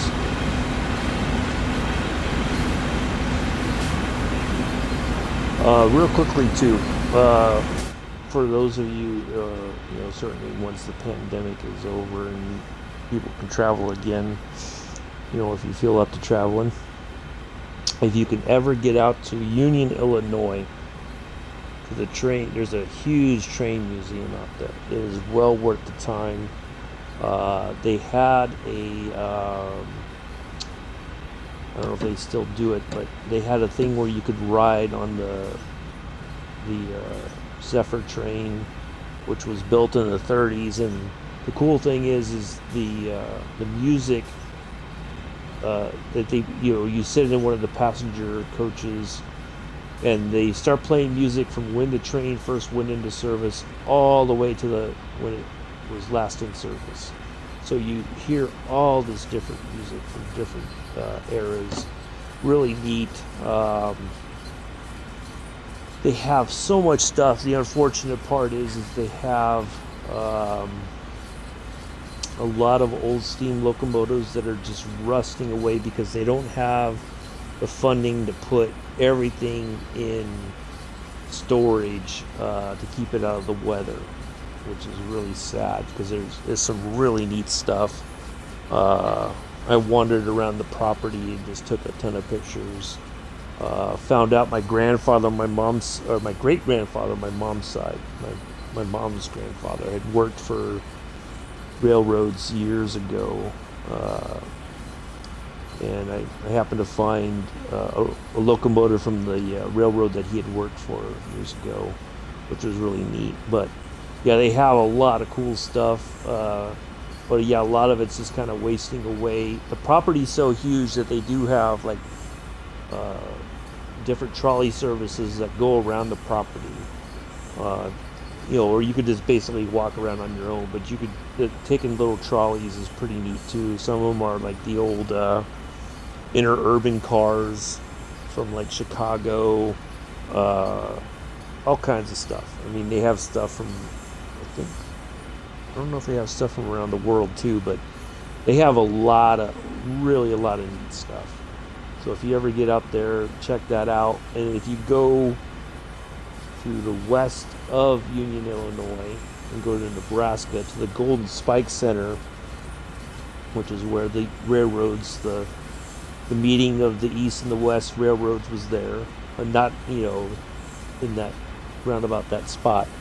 It's a huge, I mean, just enormous yard for Union Pacific. I mean, it is, you could get up to the top of the tower there, and you can look from one side, and you could just basically walk around inside that tower just to look all the way to the other side.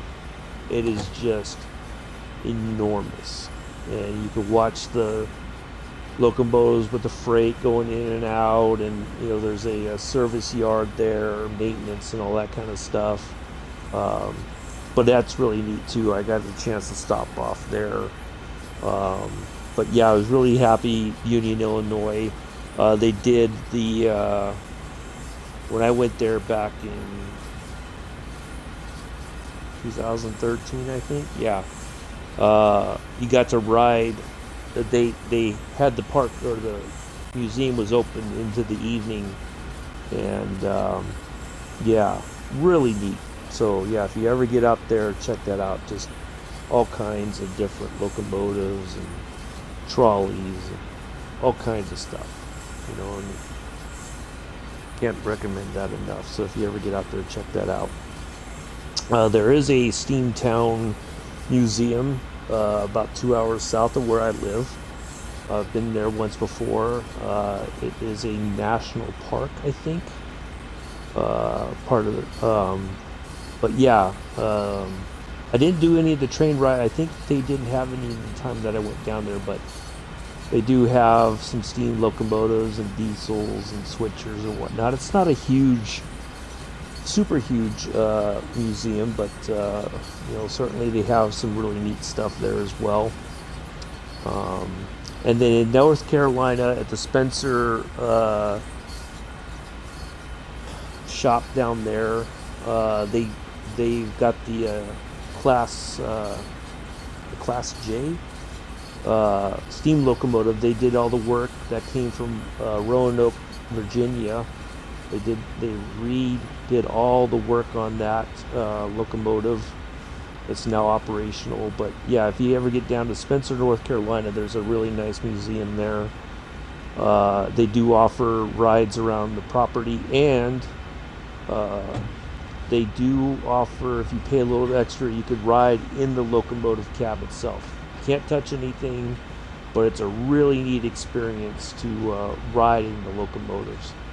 When you get there, they'll pull it up to the station and get your ticket, and you just wait for the thing to start. And I think they only a few people at a time, probably only one now at a time, can go in there, or maybe not at all. I don't know, but it's a really neat experience. I got to do that and was really ecstatic to do that. It wasn't exactly the locomotive I wanted to ride in, but it was a really cool experience, I thought.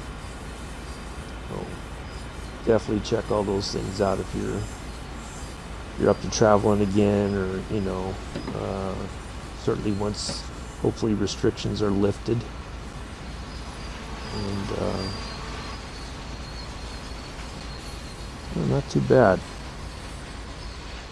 Look at that. No worries about any reds. There we go. 50.14 miles an hour, just under 2 hours. An hour, well, yeah, time taken an hour, 58 minutes, and 24 seconds.